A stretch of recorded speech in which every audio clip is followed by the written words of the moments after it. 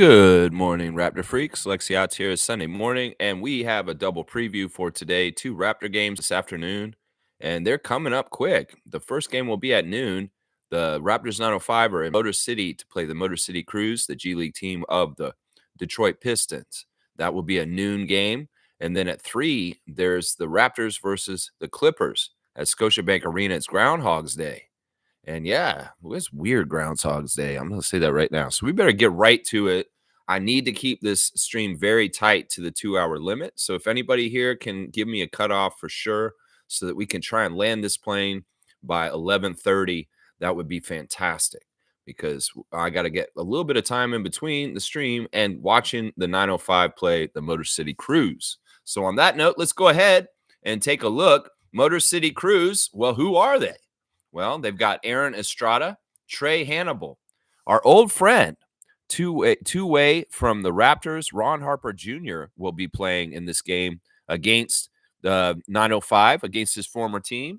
So we'll have to see if Ron Harper Jr. has a revenge game in him today at noon. Malik Hall, Dennis Jenkins, Bobby Klintman will be in this game. Bobby Klintman, of course, one of the rookies for the Pistons right now. Very, very interesting prospect. Reginald Kisoleau. This guy's annoying. I remember him. Kisoleau. He's a big, huge dude. I think he's Samoan, and he's very fiery and passionate. He's annoying. Cameron Martin, Sam Pink, Tommy Rutherford, Lamar Stevens, actually a very good player. Tolu Smith, John Ukamadu, Jordan Wright. So that's the team for the Motor City Cruise who will be playing against the 905 at noon. Mobo, Battle, Shamshay, Lawson, all on that team. Mobo will be playing for 905 today again with them because they've diverted away, obviously, because the Raptors are here at home for a homestand, and the 905 are on the road right now. So Jonathan Mobo, Ulrich Shamshay, AJ Lawson, Jamison Battle, all in Motor City to help the 905 and not with the Raptors, just so you guys know. So, all right, real quick, let's look at the injury report for today's game with the Raptors and the Clippers. The return of Kawhi Leonard and Norman Powell for their annual visit. Of course, Norman, effusive about returning to Toronto. It's a very special place to him. It's a very important place to him, and he respects it. Do we hear anything like that from Kawhi? No, you don't. No, you do not.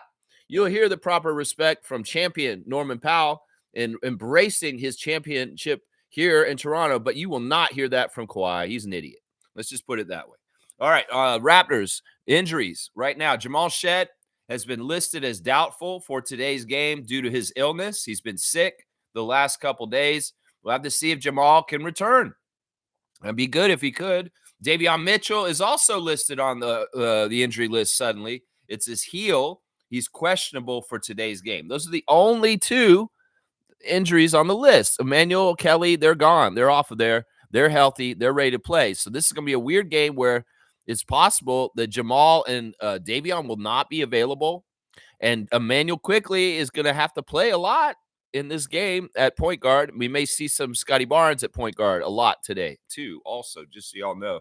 So, yeah, who do I think we're going to start? I think we're going to start Barbecue Yak Dick is what I think we're going to start today. So it'll be our regular starting lineup: Emmanuel, Grady, RJ, Scotty, and Jakob Poeltl.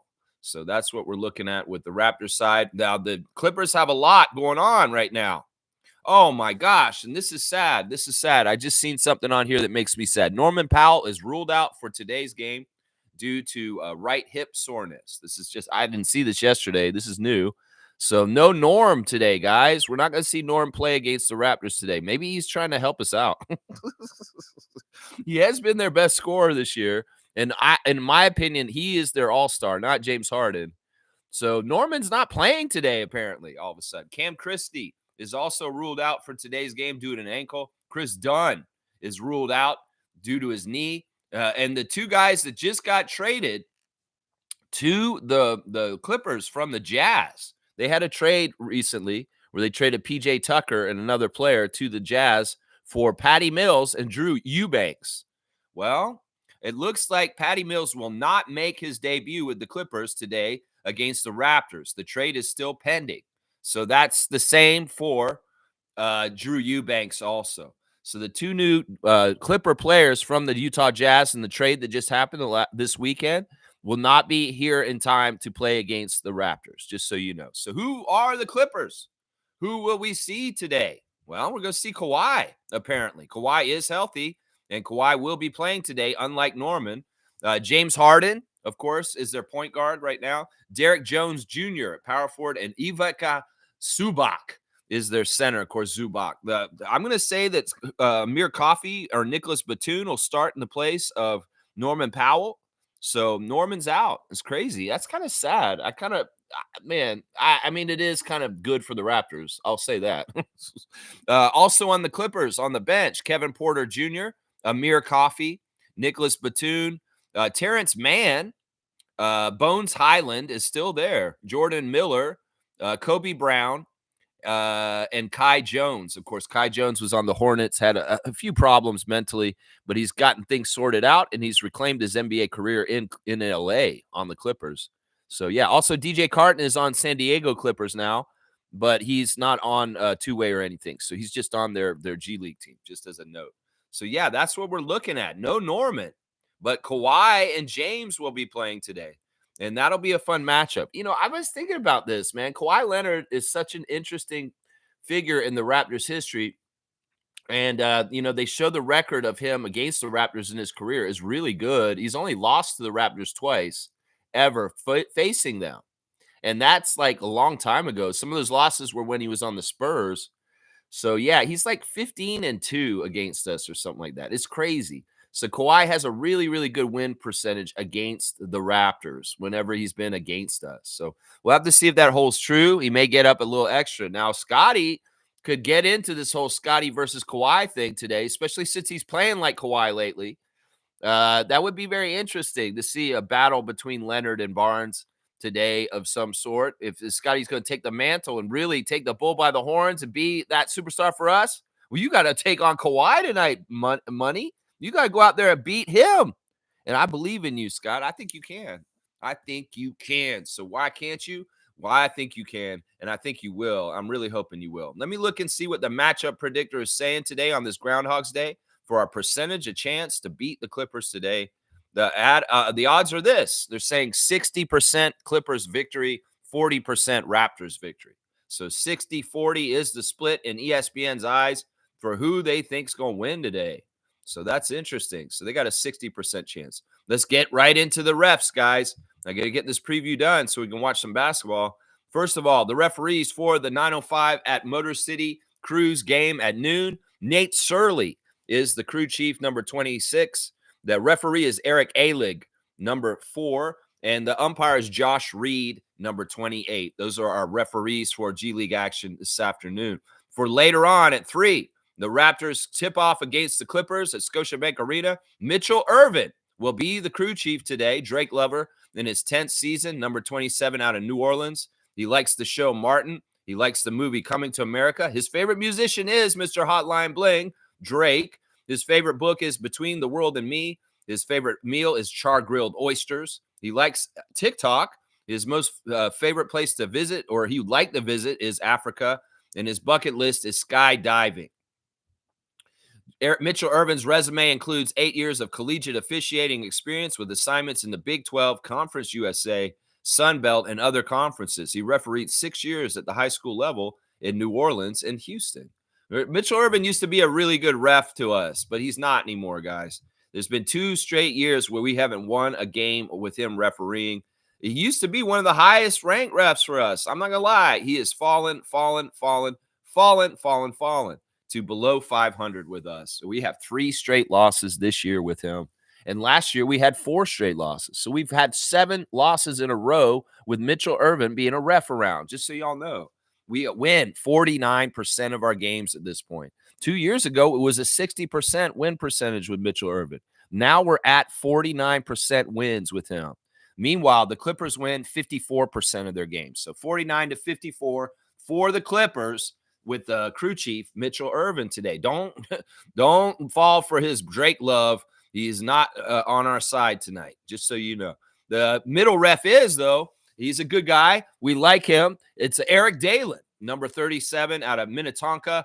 17th season. The big tight end from the University of Minnesota is going to be refereeing today. You know who I'm talking about, Eric Dalen. His favorite TV show is NCIS. His favorite movie is We Were Soldiers. He likes to listen to Zach Brown. His favorite meal is chili. His favorite app, Netflix. He'd most like to visit the cruise around the world. And his bucket list is take a ride in a fighter jet.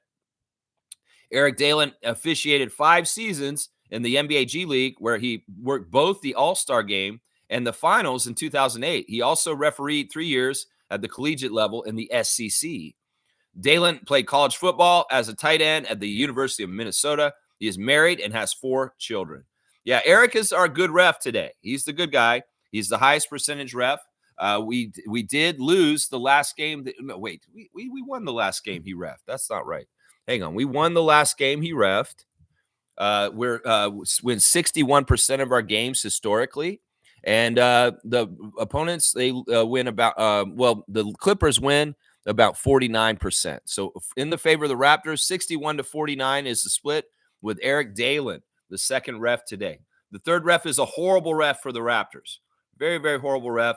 One of the worst refs in the league for us. It's Sayesh Mehta, number 82 out of Baltimore, Maryland, his 5th season. He's the one who should have been a doctor, but he gave up on his medical career to become an NBA ref. His favorite TV show is The Office. He likes the movie Slumdog Millionaire. He gets down to Bob Seger. His favorite book is The Alchemist. His favorite meal is butter chicken with garlic naan. He likes Spotify. He'd like to visit Australia. He played golf at Pebble Beach, and his hidden talent is badminton.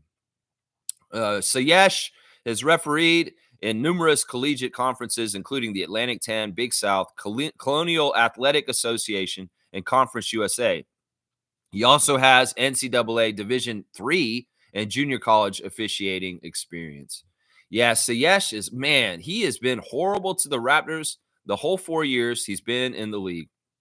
We've lost twice already this year with him refereeing, and we win 29% of our games when he's around. But amazingly, the worst team in the league he's worst to is the Clippers.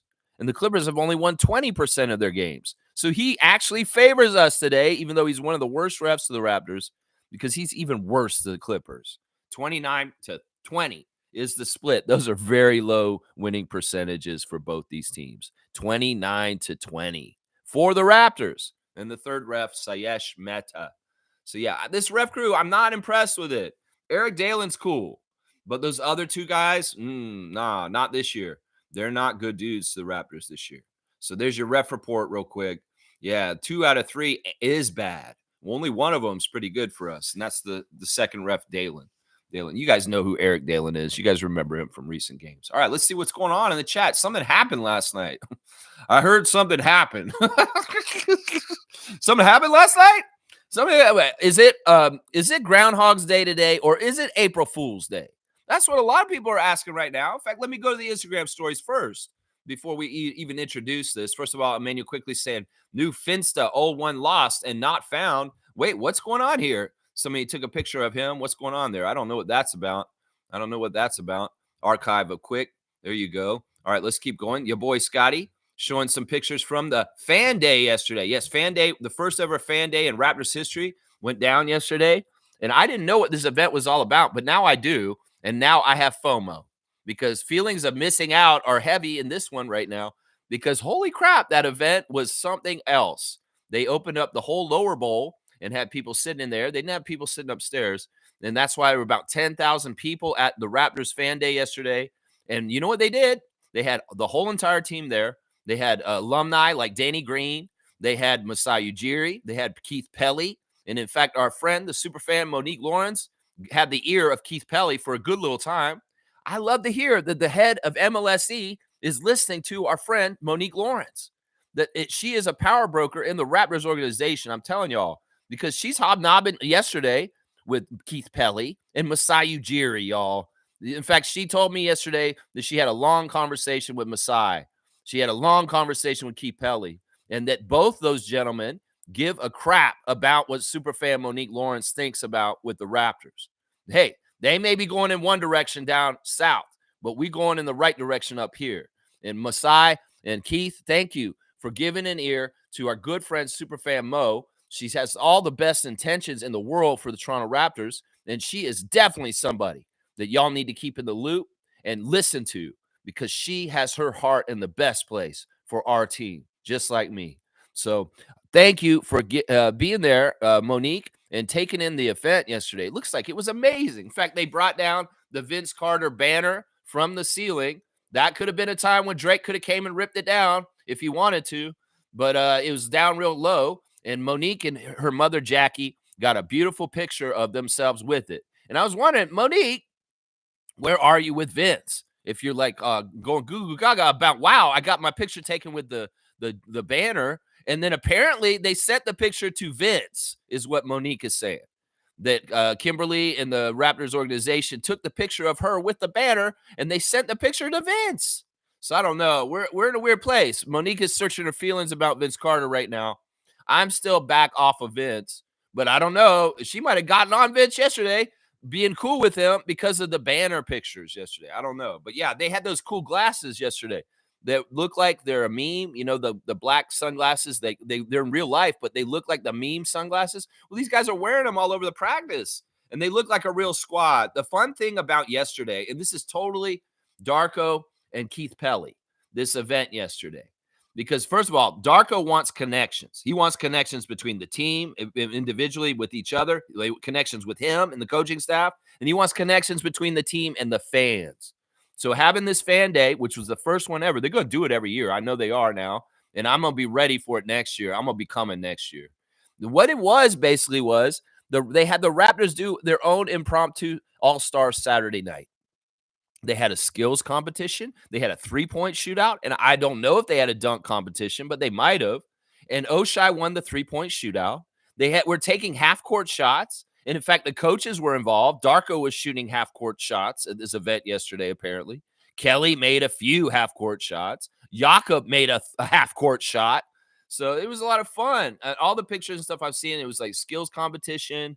Just a ton of fans there, and they're bringing down fans from the audience onto the court with the players and goofing around with them. It was very, very interactive with the fans, and this is something that I know Keith Pelly spearheaded, because he's doing the Sprite Zone redo. He's doing this thing like Fan Day, and he said we got a lot of fun stuff for the fans coming up, and this is what he was talking about. And I know Darko's fingerprints are all over this too, because he really does care. Scotty was effusive yesterday in his interview saying, we love our fans. Our fans are amazing, and I love doing this event and connecting and being around our fans. Our fans are the best. That's what Scotty said yesterday, guys. He really does believe that. He's bought in. He loves the city of Toronto, and he loves our fans. And they're walking around with the title belt, and they had chains on, and it's just a love fest. In some ways, our guys aren't going to All-Star except for Grady. So in some ways, we had our own little Raptors All-Star yesterday on our fan day. And man, I'm not going to miss this one next year. No, I'm not. No, I'm not. I really missed the ball on this one. It was sold out, and 10,000 people came down there for a non-game, just for a fun fan day. And that shows the love that Raptors fans have for this. And all the Raptors are posting all kinds of cool clips on their Instagram from this event yesterday. Kelly Olynyk's half-court shot on his Instagram stories right there. It's just a cool thing, man. And, man, I wish I'd known it was going to be like this. I would have gotten on it and got down there. Kelly's into some Netflix series. It's going to have the Los Angeles Waves, and Kate Hudson's on it. I guess she's playing Jeannie Buss or something like that. I don't know. Wubbs has got the cool glasses that I'm talking about on. And there he is with the bunch of his teammates. I want to make this the cover photo in our group. I got to get this picture of them from Fan Day at half court, like 12 of them all standing there cheesing it for the camera. And we'll make that the cover for the group. Jonathan Mobo has got some of the limited edition prints of his the art that somebody did of him, and it's signed by him. So if you want one, it's going towards a good cause. And yeah, you can get a Jonathan Mobo private art piece that's actually signed by him. You need to go to Jonathan's Instagram, and you can get yours before they're gone. Limited edition, y'all. Very, very limited edition. It is, of course, February, and it is Black History Month. And we're going to have all kinds of stuff like the Black History Month jerseys for 905 and different celebrations this month. The Raptor at Fan Day yesterday invited all his friends again, and they had one of my favorite halftime events, the mascot musical chairs, where they brought like Carlton the Bear and the Raptor mascots of Matt Bonner and Muggsy Bogues, and they walked them around and they played musical chairs. I've always enjoyed that. In fact, I enjoyed that halftime of the mascots doing goofy things together more than most halftime shows. And when they did their great stuff. They even brought out the Simon Says guy again yesterday and did another round of Simon Says. That guy's annoying, though. I think I've officially decided the guy, Steve Max, who does Simon Says, is absolutely annoying. He's such a jerk about, no, you get out of here. No, you come back. Oh, no, you come back. No, you're gone. You're gone. Sorry, you're horrible. Get out of here. He's just such a jerk, Steve Max. And, I mean, that's part of him doing it fast, the Simon Says. But, yeah, they had musical chairs, Simon Says, a lot of kid games yesterday at the Fan Day. Good stuff. Lots of palling around all over the place. And good stuff on Raptors Fan Day yesterday. It was awesome. Lloyd is reacting to the news of last night. That's right. The Dallas Mavericks are trading Luka Doncic, Maxi Kleber, and Markieff Morris to the Lakers for Anthony Davis, Max Christie, and a 2029 first-round pick.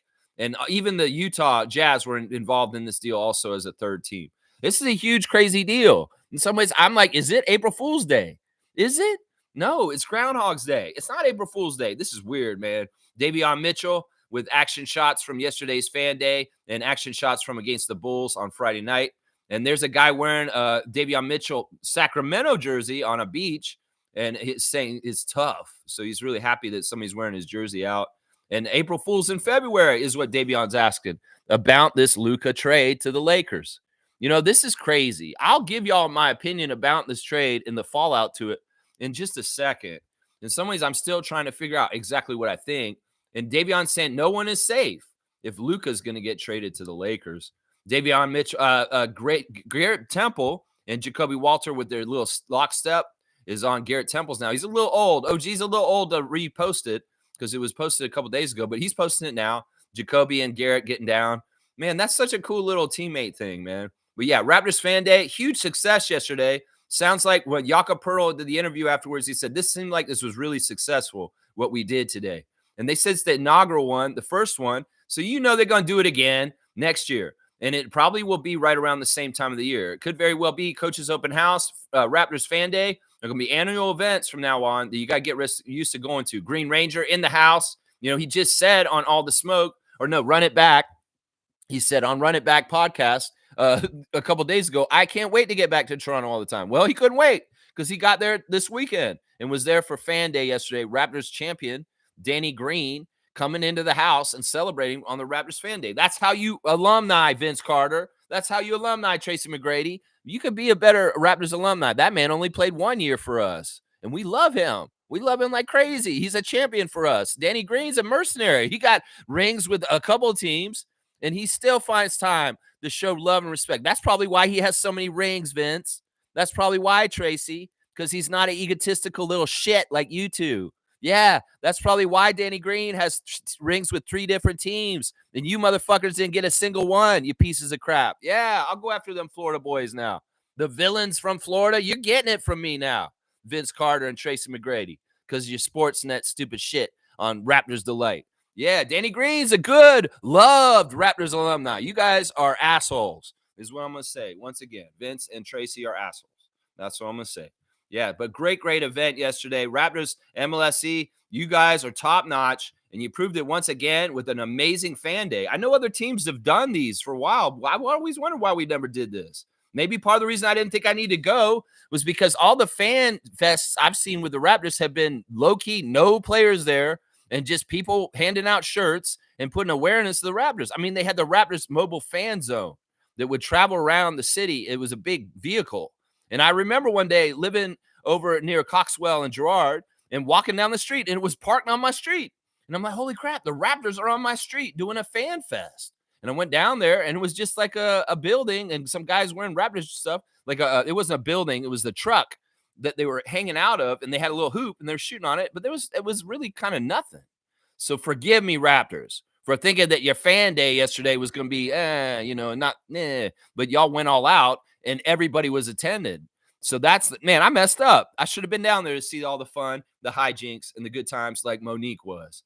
So yeah, it's too bad. It is what it is. They're putting out a whole bunch of stuff about the Dunkiversary coming up on February the 12th for Vince Carter 25th anniversary of Vince Carter's great dunk competition. So they're calling it the Dunkiversary, and they're getting it all geared up and ready to celebrate that very, very soon. In about 10 days, we're going to celebrate that.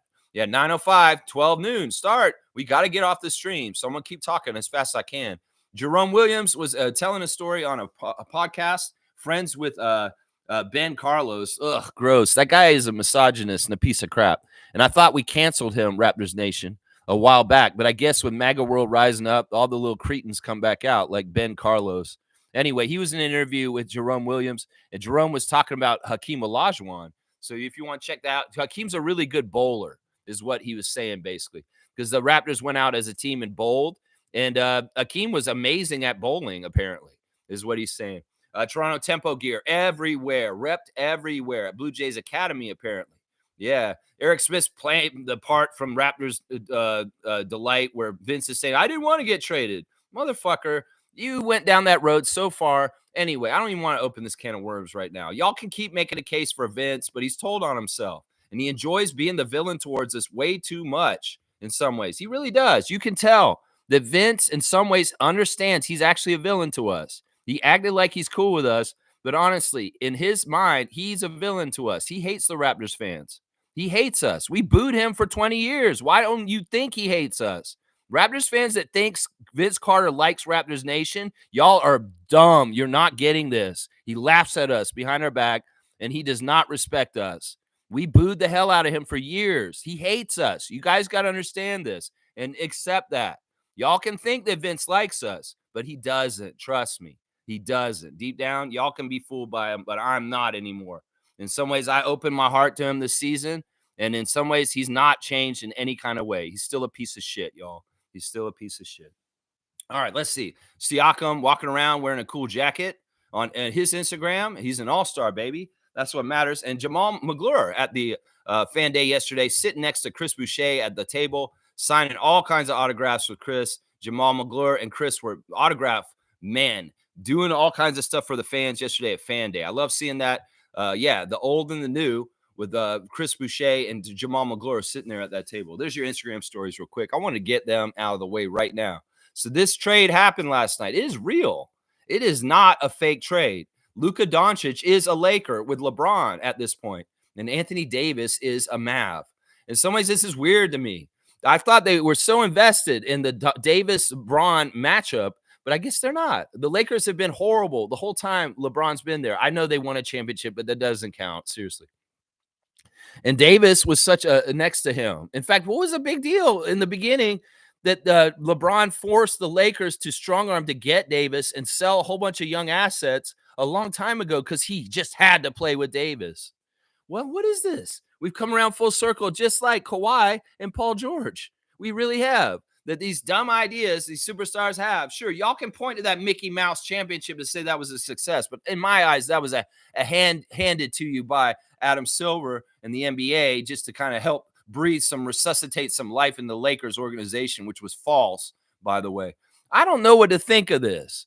In some ways, I'm like, what is this? Luka's going to play with LeBron? Is that going to make them better? They're similar kind of players. And in some ways, the Lakers just lost their best defender, their best player up front. How are the Lakers going to be better from this? This just sounds like a name move, and it doesn't sound like this actually makes their team better. In some ways, Luka can be suggested to be just as lazy as LeBron sometimes, playing out there the way he plays. Okay, I'm just saying, I think that Luka's better pair with Kyrie than with LeBron, and I didn't even think Kyrie was a good pairing with Luka. Now you look at the other side, and Kyrie Irving is really kind of the man for the Dallas Mavericks without Luka anywhere near him, and they've got these really crazy tall guys now. You're putting Anthony Davis with Derek Lively. It's crazy. And they still have Daniel Gafford, too. So, oh, man, this is a weird deal. The Lakers are stupid. This is a flashy move. This is going to make people excited, but I don't think this is going to make the Lakers any better. I think they may just be just as bad, if not worse, because they lost their best defender and rebounder and shot blocker. And they are going to realize he was the most important player on this team in the last 4 years. And oh man, I think the Lakers are idiots for this. I think that this is a big flashy move in some ways to suffice their crazy ass fan base that just needs new blood and new things to feel excited about. But this is not a substantial move that actually helps the Lakers. And like some people have said, you cowards need to move LeBron. It's not Anthony Davis. In fact, I would argue that they should have traded LeBron to the Mavs instead of Anthony Davis. They would have been better off. So yeah, this is a crazy deal. This is a really crazy deal that happened last night. It's totally caught everybody blindsided. And yeah, it's very weird. I mean, the Lakers have been really kind of spinning their wheels and they needed something like this, but this isn't it, y'all. I'm going to tell you that right now. The fit with LeBron and Luka is going to be weird, man. They're going to be weird. It's going to be weird. I don't know. We'll have to see. We played all our games against the Lakers this year already, so we won't see them this year. And Luka's hurt anyway. So this is something that's on layaway. We're not going to probably see this in effect until next year because of Luka's injury.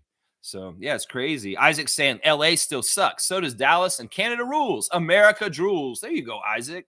Your nationalistic pride. There you go. That's a great Canadian living in the country's capital of Ottawa. There you go, benevolent one. I love it.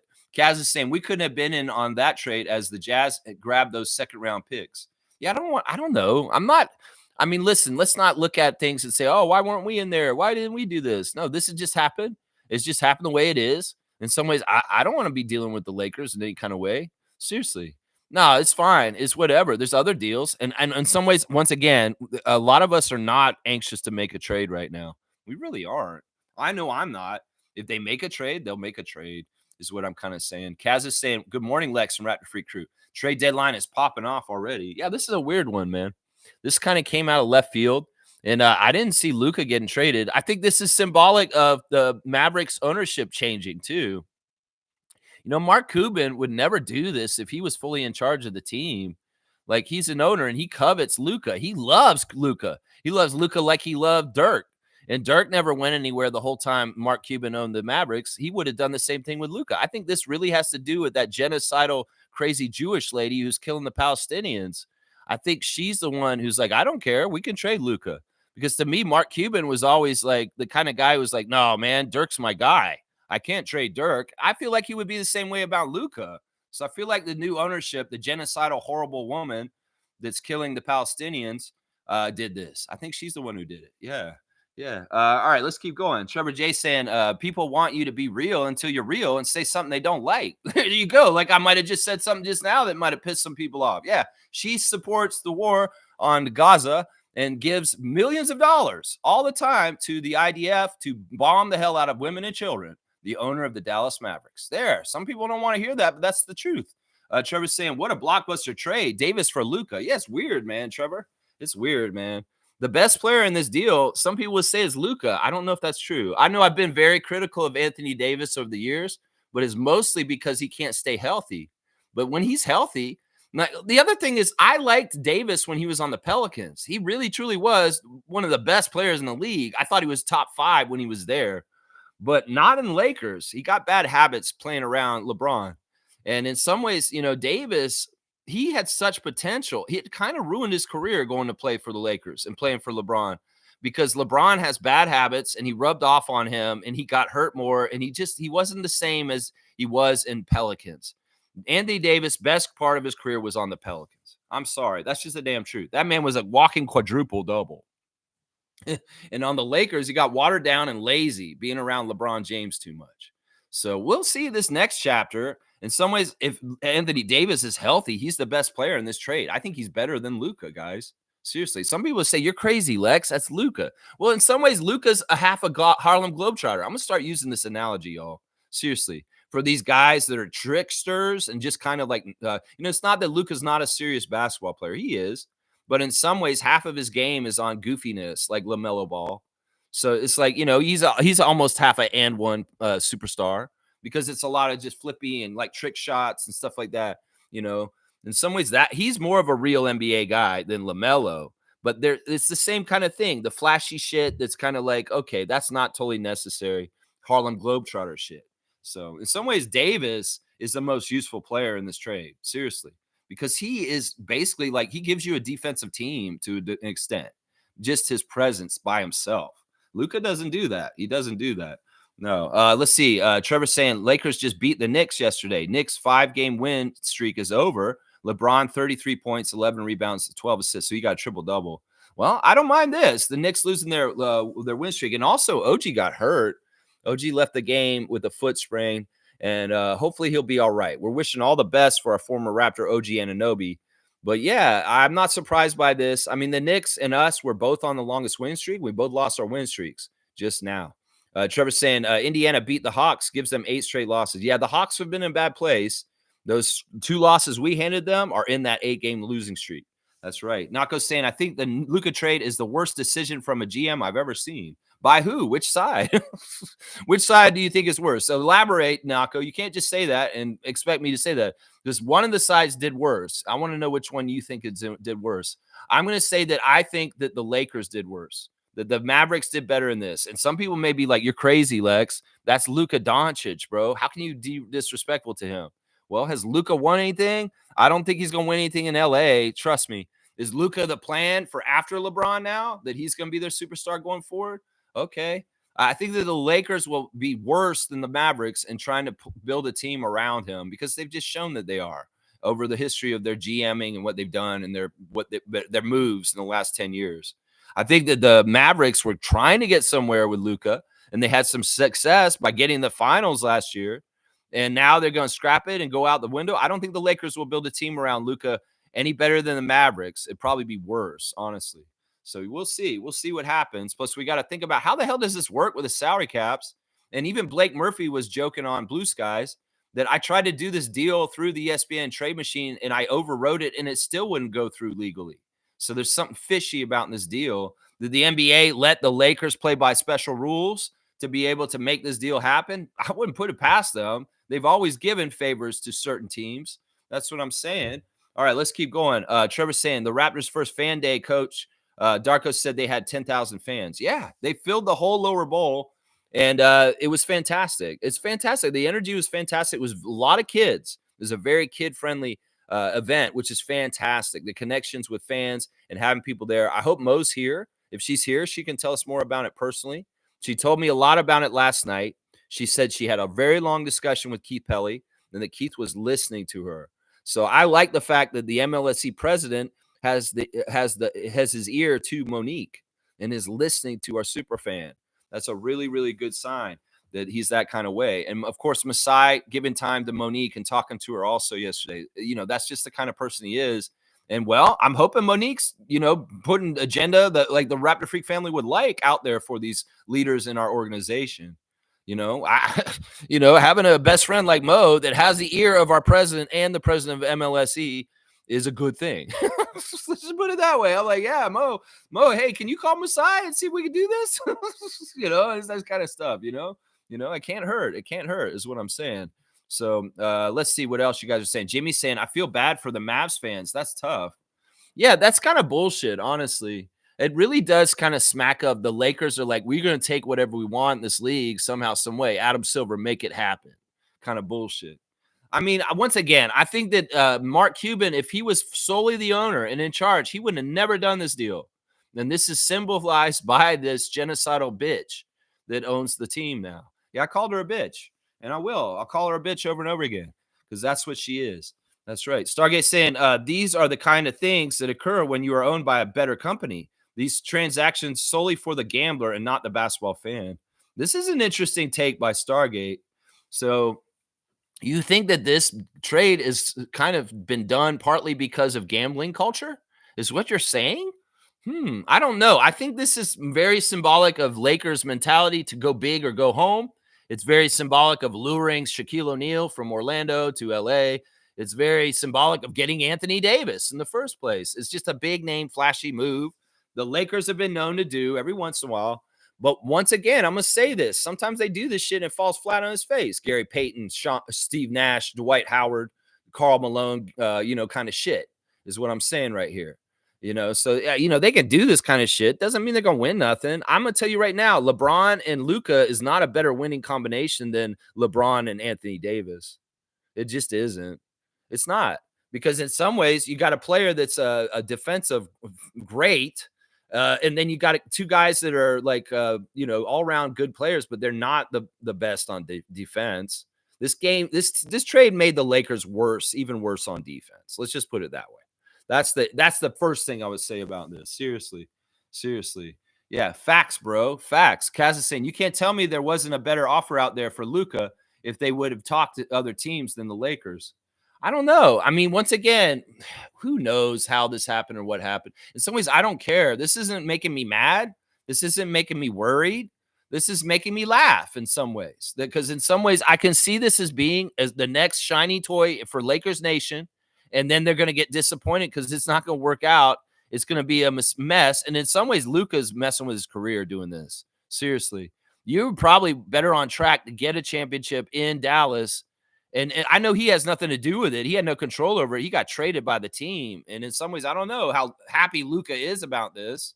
He may have been perfectly happy playing with Kyrie and being in Dallas with Mark Cuban.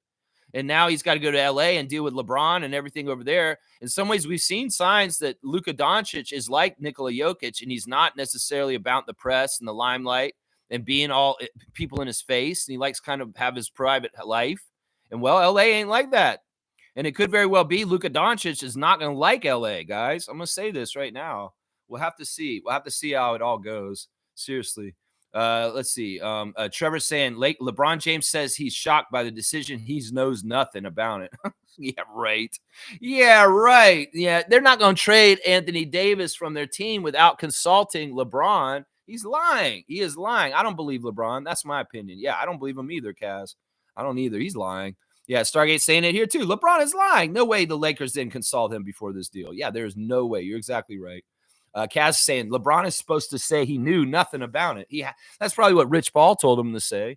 And the Lakers too, Rob Pelinka's like, you can't act like you had anything to do with this. You're already under a perception that you're the GM. So it's like, we can't have you act like you made this deal happen. Seriously.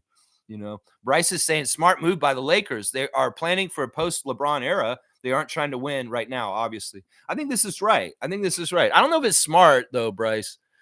I'd say you're right in that does check that box. If they have to worry about post LeBron and they can sink their paws into Luka staying and wanting to be there, which that's not a given because of what I just said. This is definitely a smart idea to build around him. Although they could have done that with Davis, honestly. Although Davis is older, he's deceivingly older than you think. So I don't know. I know Bryce is going to be a minority here because he is a big fan of LeBron. He is. Let's see. He's saying, I doubt Legoat had anything to do with this trade, y'all. No way he would agree to give up his defensive anchor like this. It talks Legoat is going to retire after this year. So see, Bryce is a fan of LeBron, and he thinks that he's going to retire after this year, and that them getting Luka is for them to get ready to just start building around Luka. I mean, that he's right on this. In some ways, they have to think about a future after LeBron, and I guess they weren't comfortable with that future being centered around Anthony Davis. So, hey, it is what it is. We'll have to see how it works out. I have my own predictions about how it'll work out. Bryce may have a totally different vision than I do. Jimmy's saying no-brainer move by the Lakers. So you think that, if you get that opportunity to get a player like Luka, you go get him. Well, that's probably true. That's probably true. I mean, who is a better player? Seriously.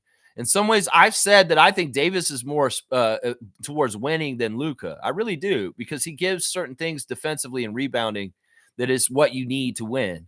And Luka Doncic making big shots and trick shots and stuff like that and fancy dribbles or whatever, that's not necessarily what wins. That's not necessarily what wins. Trevor's saying that Kia Nurse signed 1-year deal with the Chicago Sky. So, yeah, Kia's switching teams up. Our Kia from our TSN broadcast, and she's going to be playing for Chicago Sky this year. Okay, thank you, Trevor, for that news. Cass saying, ain't no way you just called him LeGoat. Laughing my ass off. Well, we know Bryce does consider LeBron the best player in the history of the NBA. He's a younger person. We're older. We believe it's Michael. He believes it's LeBron. It's a fair debate. In some ways, I've gotten to this point with this where it's like it's a generational thing. And there's no reason to say a greatest of all time. Let's just say greatest of that era and greatest of this era. And we're both right then. But yeah, he has a lot of respect for LeBron. And in some ways, I know I don't. And I know some of you guys don't. I respect LeBron for his private life and the man that he is, but not necessarily for the stuff that happens between the lines on the court. That's where I'm at with him. But yeah, he's going to say that. He's saying, of course, Of course he didn't. He's the GOAT in my eyes. I'm a part of the minority in this chat that believes that. So why not have a little fun? Yeah, Bryce is good natured about it. And we should too. And once again, in this world that's getting more and more like stringent and like they're not letting people have free speech in the United States anymore.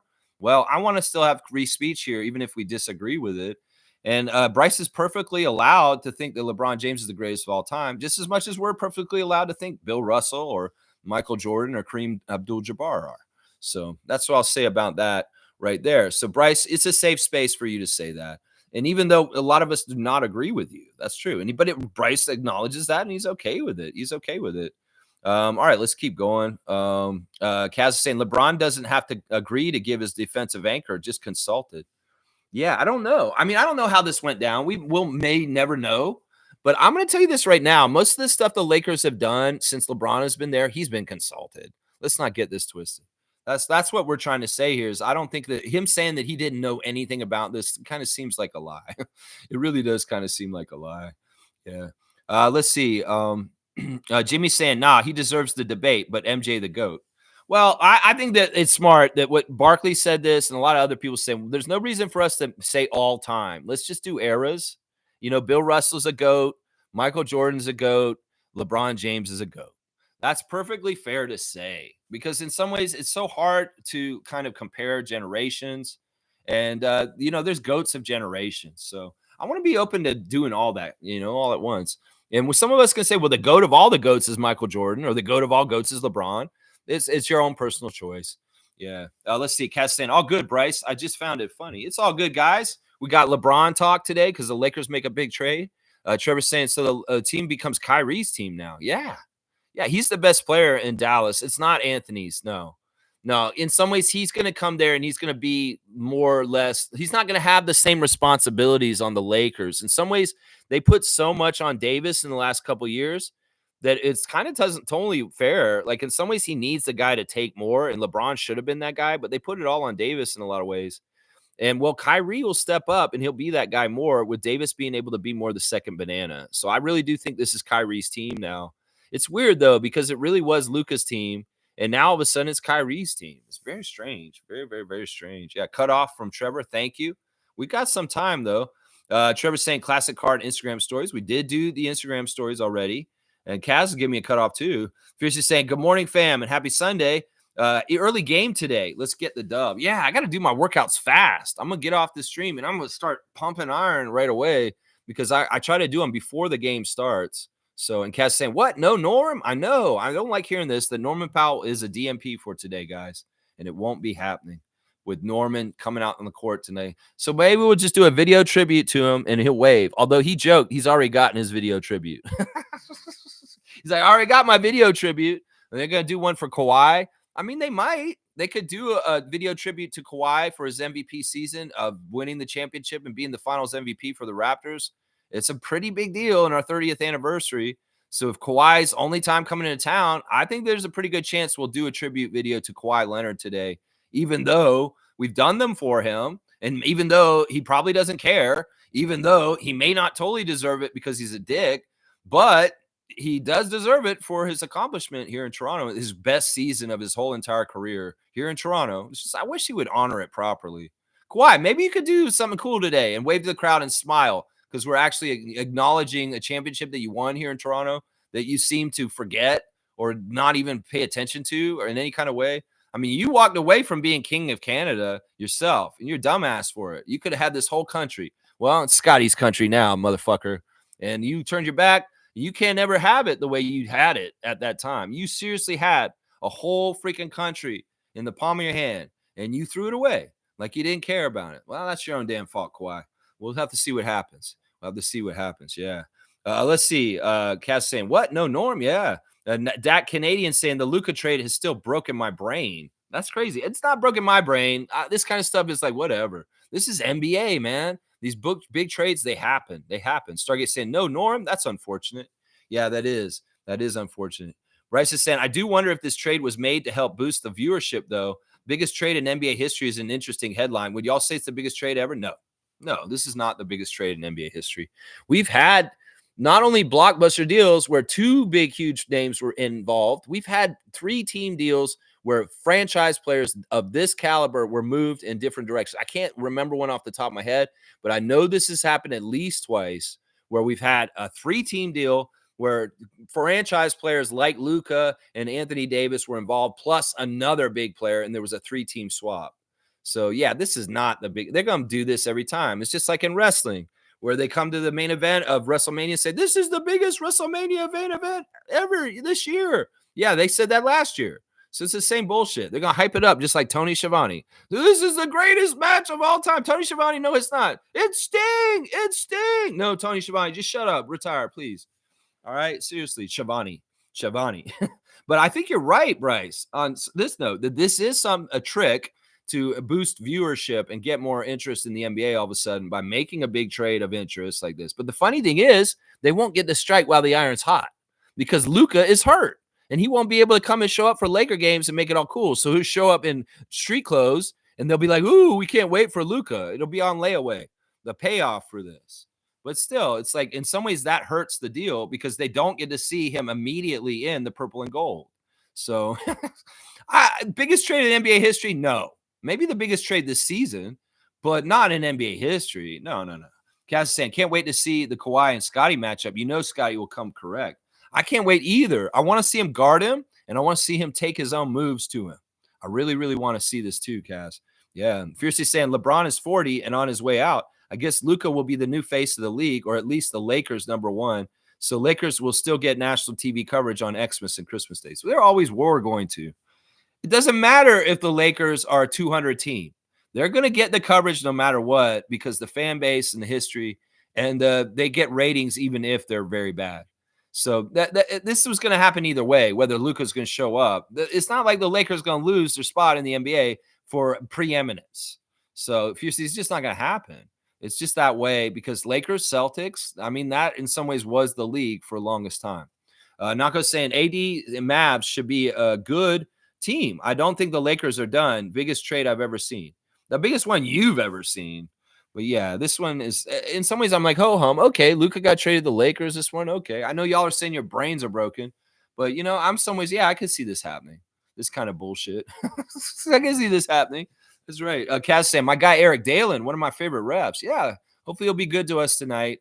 We'll see what happens. Stargate saying there is really a Lake Minnetonka. Yeah, Lake Minnetonka is in Minnesota. Minnesota is a Great Lake state. They have a lot of lakes in Minnesota. The Twin Cities are full of lakes, and Lake Minnetonka is in Minnesota. Yeah, Minnetonka. There is a Lake Minnetonka. Yeah, that's something in a movie, right? You've heard of that? I think it was in Natural Born Killers or something like that. I don't know. Let's see. Seymour saying, Bryce, good point. Yeah, he's opened the cat box. I see that. That's pretty interesting. Seymour, City Slicker, good morning to you, sir. Cool Cat's here. Good morning, Raptor Free Crew. I'm just waiting for Lex to talk about the big news. Yeah. I mean, it doesn't move me that much. I think that the Lakers got worse, and I think that the Mavs might have got better. So I'll say that. The Mavericks may be able to build off of this and get further in the playoffs this year. Seriously. Because they don't need both Luka and Kyrie, and they needed Anthony Davis. So in some ways, I'm going to say this.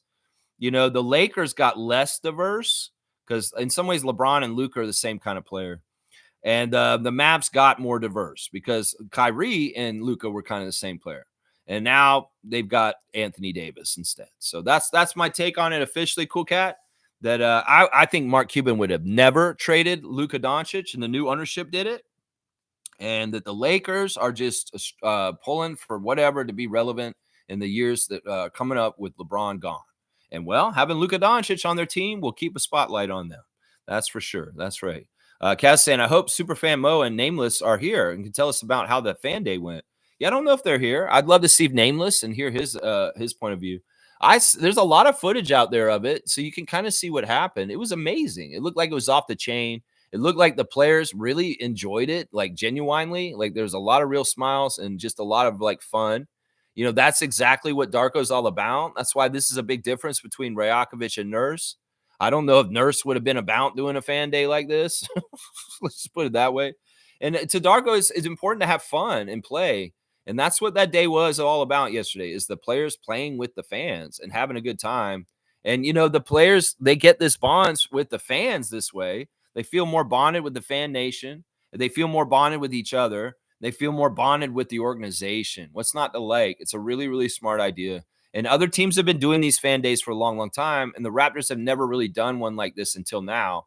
Well, I think it was really successful. And next year, well, it might have to be a Raptor Freak family official event that we're all going to, that we're going to have to get all organized and get to it next year. I dropped the ball on this and the coaches open house this year. And in some ways, it's just because of transition stuff moving out to the country. So I just got to adjust to my new lifestyle and where I live and how I'm going to navigate doing Raptor Freak events and Raptors events with you guys. So next year, I'm not going to drop the ball on this. In fact, I'm so pissed that I missed yesterday. We are going next year, y'all. So mark your calendar. The second annual fan day, the Raptor Freak family will be there. And as many of y'all can come down there, we're going together. And we're going to go see this. Because, man, I messed up yesterday. I really did. I really, really did.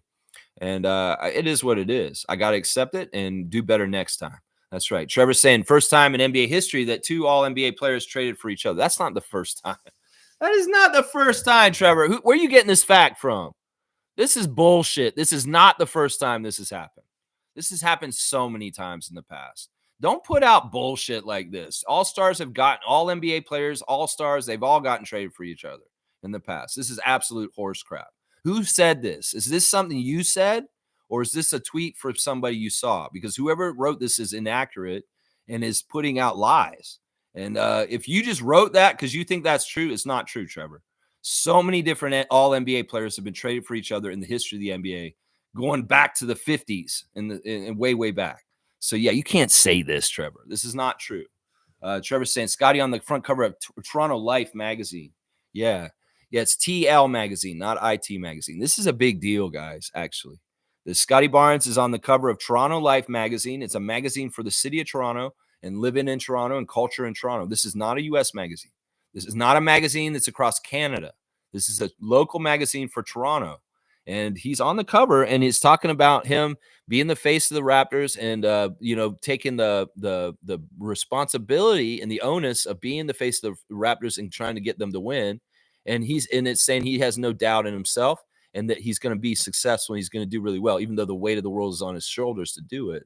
Some really good photo spread of all kinds of really fantastic pictures of Scotty posing. I know he really liked it himself because he posted it on his Instagram and he has all the pictures talking about, so that's another sign that Scott's bought in with our city, guys. I don't think I ever saw Vince Carter do a Toronto Life photo shoot, guys. I don't think I ever saw these guys embrace the city like Scotty has. So he's a real one. He's like Charlie V. He's like a DeMar DeRozan. He's like a Kyle Lowry. He's like a Fred VanVleet. He's not like a Chris Bosh, Tracy McGrady, or Vince Carter. He's fully ensconced and embracing our team. It was evidence of the fan day and how much jubilance and excitement and fun he had at it. And also this photo shoot with Toronto Life magazine. Him being on there, that's a Toronto magazine, and he is fully in on it. And he's proud of it, too. And he put it on his social media. So that's a fantastic thing. Scotty, you go, man. You look awesome in those pictures, dude. You look awesome.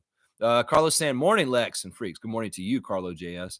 Fiercely saying, at some point, there was a live streaming of Raptors Fan Day. It was nice to watch. Fans had a blast, and Darko once again gave props to the fans. There was a live streaming. What? There's a live streaming. Yeah, that may have been a fan live streaming on Instagram or something like that. I didn't see any live streaming. There's a lot of footage out there. And I know it'll get the Open Gym treatment.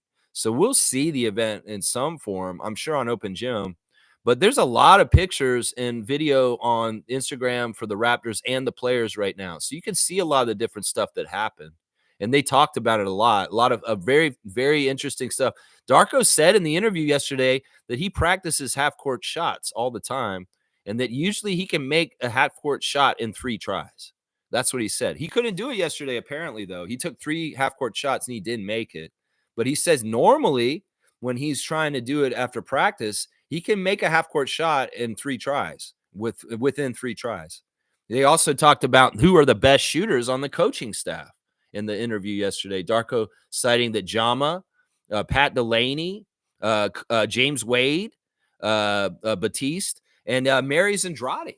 A couple of the different coaches on the Raptors are sharpshooters from their time playing themselves, and that they like to have shooting competitions among the coaches also after stuff. Okay, Nameless is here. This is awesome. So he'll give us his 2 cents. Smooth saying that Luka trade is real. Yes, it is. It's not April 1st. It's February the 2nd, Groundhog's Day. And the Lakers have done another Groundhog's move. They've made a big deal to get a new name on their team and be the next great Laker. And Luka is the Laker. I mean, there were overtures that the Lakers have wanted Luka all along. Seriously, there's been rumors about Luka being a Laker for years now. And, well, it finally came true. And, well, it wouldn't have came true if Mark Cuban was still the owner of the Maps. I tell you that right now. This is totally because of the new ownership of Dallas that this came through. Okay, Nameless, thank you for coming in today. I want to hear what you're saying. He's saying Fan Day was fantastic. I got a picture with the banner. So he took a picture with the lower banner like Monique did. Larry O'Brien, he got a picture with Larry O'Brien. And I met Danny Green and had a little chat. That's awesome. So you talked to Green Ranger. Wow, Nameless, that's cool. I met Masai and shook his ginormous hand, said a few words to him. Fantastic. I hope you said what I said to him and thanked him. I hope you thanked him for being in charge of our team and appreciated him for the job he's done leading the Raptors for over a decade now. Man, Nameless, I'm so glad that you had a fantastic day at Fan Day. And man, did I drop the ball. I should have went, but cool. And sometimes I want to see your picture of you with Larry O'Brien. Yeah, I don't care about the banner one. But yeah, and you met Danny Green. Danny Green's a cool guy. And man, every Raptor freak deserves a chance to meet Masai Ujiri once just to thank him for the greatness he's brought to our franchise and the work that he does. That's what I'm saying. That Canadian saying, yeah, it is confirmed. No, ESPN's got it on the front page, and it is legit. They would not make this a big joke. Once again, let's check the calendar. It's 2-2, man. It's not 4-1. If this was 4-1, you may need to check it because they will do this kind of stuff on April Fool's Day. But no, this is a legitimate, real trade right here. Nameless saying, I was nearly outside. I've never been so close to the players before. I really got to see their personalities and how they interact, and the love for one another is real. He was nearly courtside. This is fantastic. In some ways, I love the journey of Nameless on this channel. My friend wasn't a plumber when I first met him. He was an Italian teacher. And then he became a plumber. And I was like, wow, my Italian friend is a plumber now, like Mario. But then he was like, he's just been like cynical about some things, but positive about some things. I've seen the journey on some of his opinions change. And now to see Nameless go to the Fan Fest and see everything up close in real life, I'm telling you. Now, he's gone to the Coaches Open House and the Fan Fest 2 weekends in a row.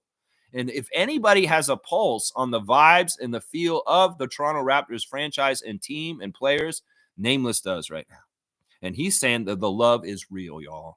The genuineness of the connection between the Raptors that Darko is building with his nucleus is very, very real. And that the stuff with the coach, like I told Nameless and other people, if you want to know whether Darko is a good coach, go to the Coaches Open House and watch him, how he operates, how professional he is, how well-spoken he is, how much he sincerely cares. And that's what I'm saying. Nameless's eyes have been opened up to the real Raptors, real nucleus and vibes and feel, because he's gone down there himself and been up close to it. That's fantastic. I love it, man. He's saying it was well worth the money because usually I don't spend money on anything, but it was really fairly priced. Yeah, I don't even know how much it was because when I went to go try and buy a ticket, it said sold out, and there was no chance I was going to get in there. Man, I dropped the ball. I'm sure it wasn't that much. He said it was reasonably priced. Well, it probably was totally worth it, honestly. Those kids, some of them are getting once-in-a-lifetime experiences because some of them got to get on the court with the Raptors, and the Raptors are picking them up and shooting shots with them and playing around. That's a once-in-a-lifetime. Holy crap. Holy crap. My nephew's going to remember high-fiving Scotty Barnes at the Atlanta game last weekend for the rest of his life. These kids that go to Fan Day and get to involve themselves with the Raptors right up close, they're going to remember it the rest of their life. In fact, RJ was talking about this after the game. I mean, he's such a real one.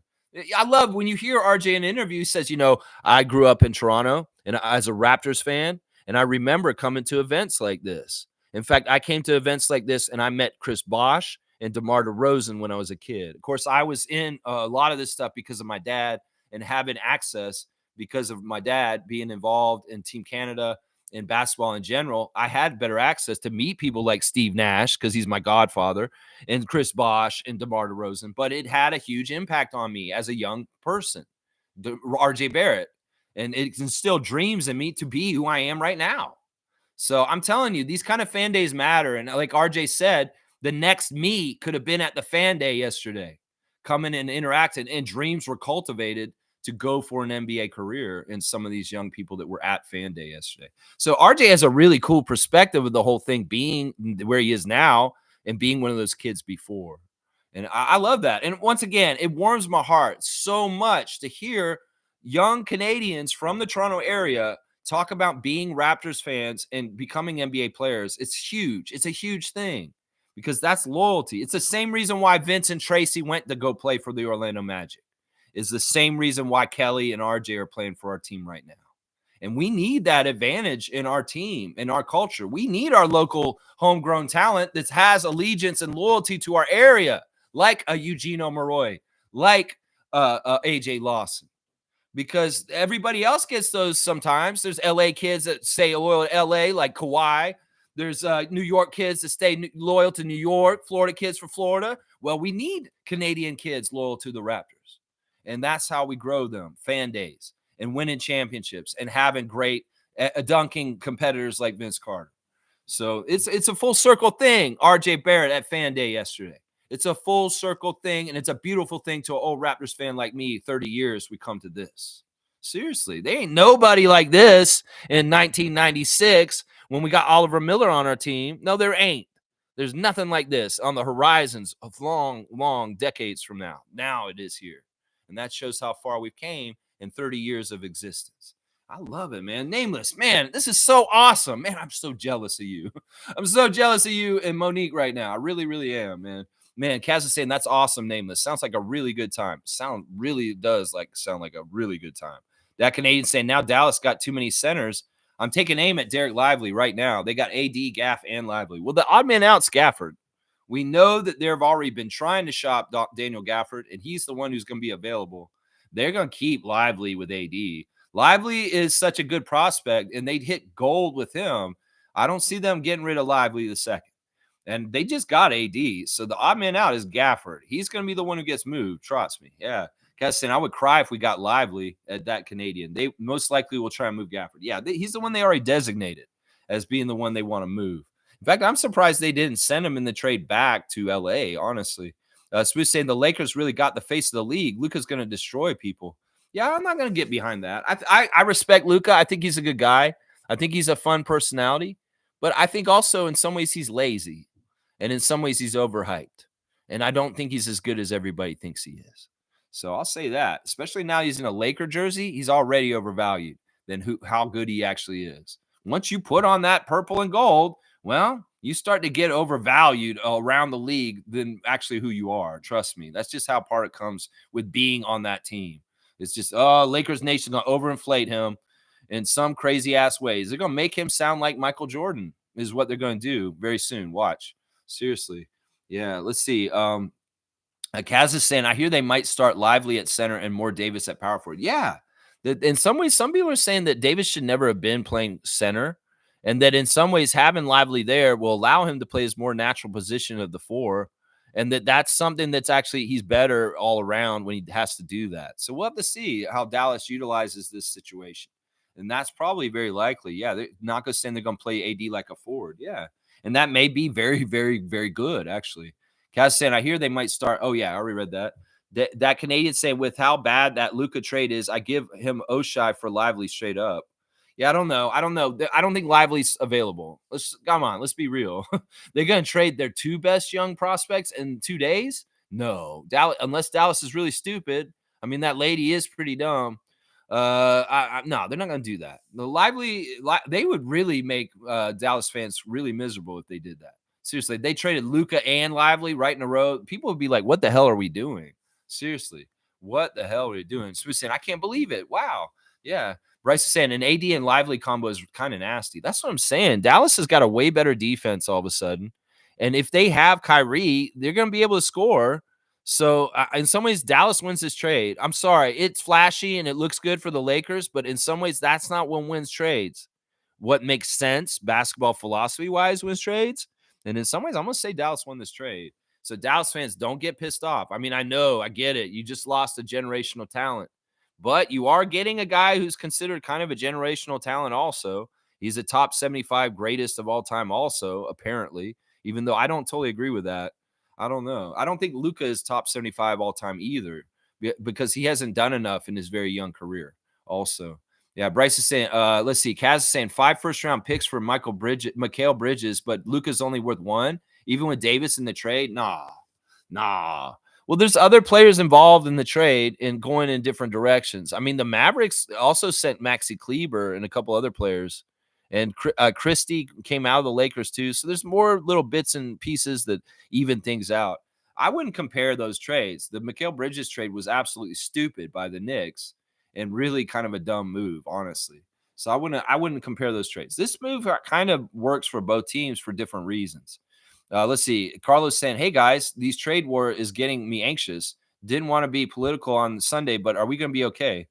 Well, Carlo, I'll say this. Don't listen. First of all, that guy wants to be more important than he is. That guy wants to be scarier than he is. So don't fall for it. In some ways, once again, in some ways, Trump, the more you want, he wants you to pay attention to him. He wants you to fear him. This is what dictators do.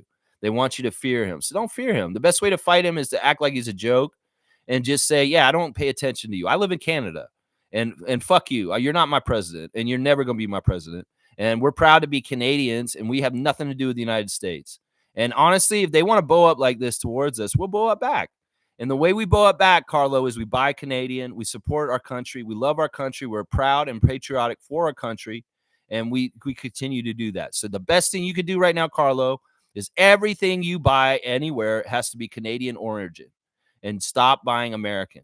That is the best way you can help this. In some ways, we're going to have to do this, and it'll help our economy. In some ways, this will be a good thing. We're going to take a negative and build it into a positive. How about that? And we'll do this for Santino's future. How about that? Kaz saying, yeah, I'm a little worried too, Carlo, but what can we do? Well, I just told y'all what you can do. Every single one of us individually has a responsibility to keep it in Canada, and we need to do this. This is a mentality Americans have done for a long, long time. Only buy American cars, buy American food, all this stuff. Buy American. Don't buy Chinese. Well, we're going to have to do this. And the best way you can do it is a farmer's market locally with people that you know. If you can get right down and cut middlemen of corporations out and we can just do business individual to individual, that's the best way. In some ways, you're supporting local families, local economy, keeping the money here. And I'm just saying that's the best way to do it. But if you have to buy something corporate, make sure it's a Canadian corporation. That's the best way we can do this, guys. And really, really understand that, whatever brand you're buying from, where its origin is. Don't go shop at Shell. Go to Petro-Canada. I'm saying go to the Canadian companies that are Canadian owned and shop there and avoid the ones that have anything to do with the United States. That's the best thing you guys can do right now. Seriously. And don't let them give you fear. Fuck those guys. There'll be stages to everything. And well, if it gets a lot scarier, then maybe we should be afraid. But right now, a lot of this is hot air and bullshit. And in some ways, he's trying this shit with Mexico too. He's trying this shit with the South American countries.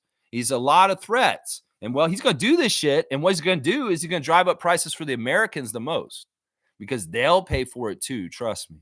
It's not going to be just us that pays for it. Everybody's going to pay for this shit.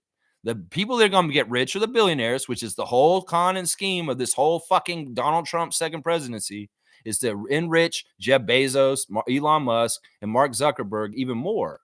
And that's the whole distraction. He's going to go and fucking fuck with the immigrants. He's going to go do this. He's going to do that. Has all the distraction while they're robbing us behind our backs. So the best way to do things is go anti-corporate, anti-America for stuff you buy. And really, really be disciplined about this. Get a list. Find out. There's a lot of information out there, and a lot of people are doing this. A lot of people are doing this. And if we all get together and do this collectively, we can help the economy of Canada stay strong because we're keeping it in the country. I don't like to be an isolationist, but in this kind of situation, it's the best interest for our country and our economy to be very loyal to our own country.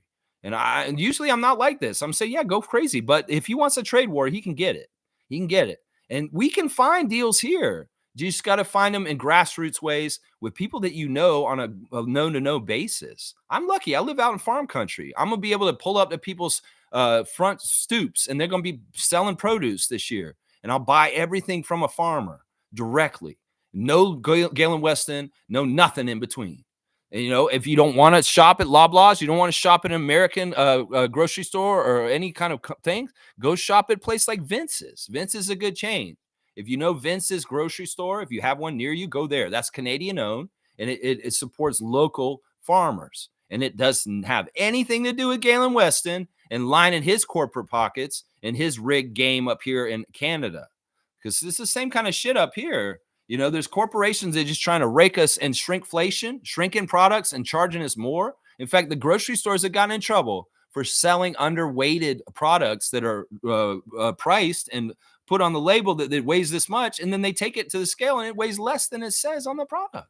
So they're screwing us over all kinds of different ways. So be smart and know where you're getting your food from, and find good sources of food that are local and they keep it in the local economy. That's the best advice I can give you guys on this. And I don't want to go too far on this. In some ways, we were on a time limit, 45 minutes left on the stream today. So let's keep going, guys. Nako saying in the short term, I don't think it's that bad. Long term, it's a disaster for the Mavs. Okay, you're not talking about trade war. You think in the short term, I don't think it's that bad, but long term, it's a disaster for the Mavs? I don't know. You know, I don't know. You guys can act like Luka is so that much more important. I mean, in some ways, and he's a golden boy. He's been inflated. His mythology is inflated. And in some ways, he's just one player, guys. Let's not get this twisted.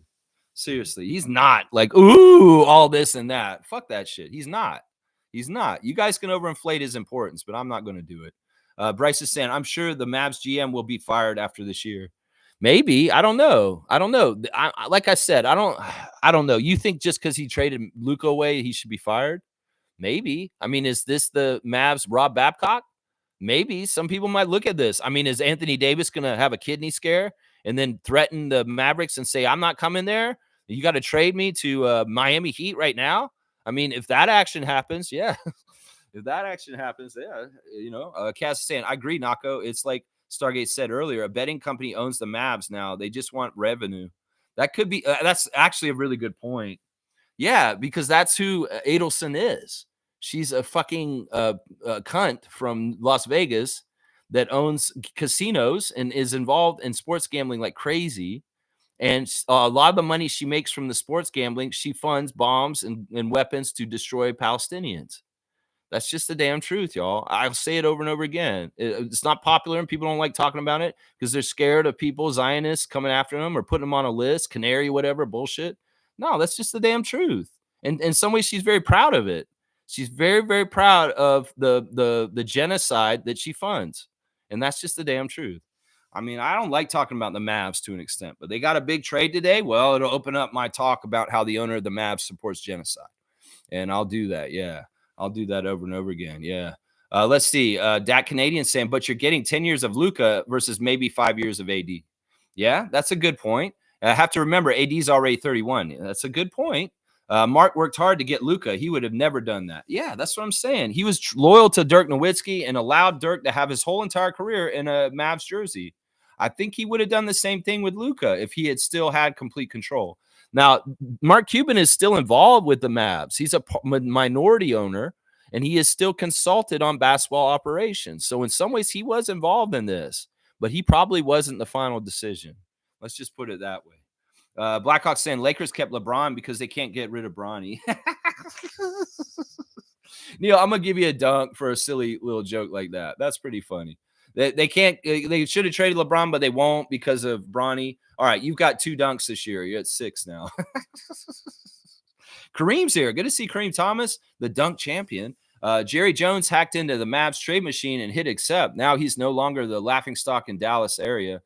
Yahoo wouldn't even allow this trade in NBA fantasy. That's what I'm hearing, is that people are trying to do this trade in different places, and it doesn't fit in the NBA trade machine. It's not allowed. So I don't know. I don't get it, man. So he's saying, who's playing the 5 for the Lakers? I don't know. Rui Hachimura? I don't know. Christian Wood? I have no idea who's playing there. Yeah, I have no idea, Smooth. Yeah, Kaz is laughing at Neil about the Bronny joke, too. That's why he got a dunk. Stargate saying a healthy AD is better than Luka. Lex, you're correct. That doesn't take anything away from Luka. It's just the impact on winning is what I'm saying. Luka is a wizard with all kinds of trick ways he shoots. He's a very good shooter. He's a trick shot artist. But in some ways, he's not the best defender. In some ways, I've seen him dog it. We've seen him in many playoff series where he loses just things fall apart, like the finals last year, and other times in the playoffs, he'd be playing the Clippers or other teams, and things would just fall apart. He's not all that. In some ways, he gets I hate to say it, but like Dennis Rodman said, because of the color of his skin, he gets a little bit more attention also, is part of it. Like Dennis said about Larry Bird, the same kind of shit in some ways. Yeah, Luka's the new superstar for the Lakers. Yeah, look out, LeBron. You got your next guy coming in. You're going to be out of there, bro.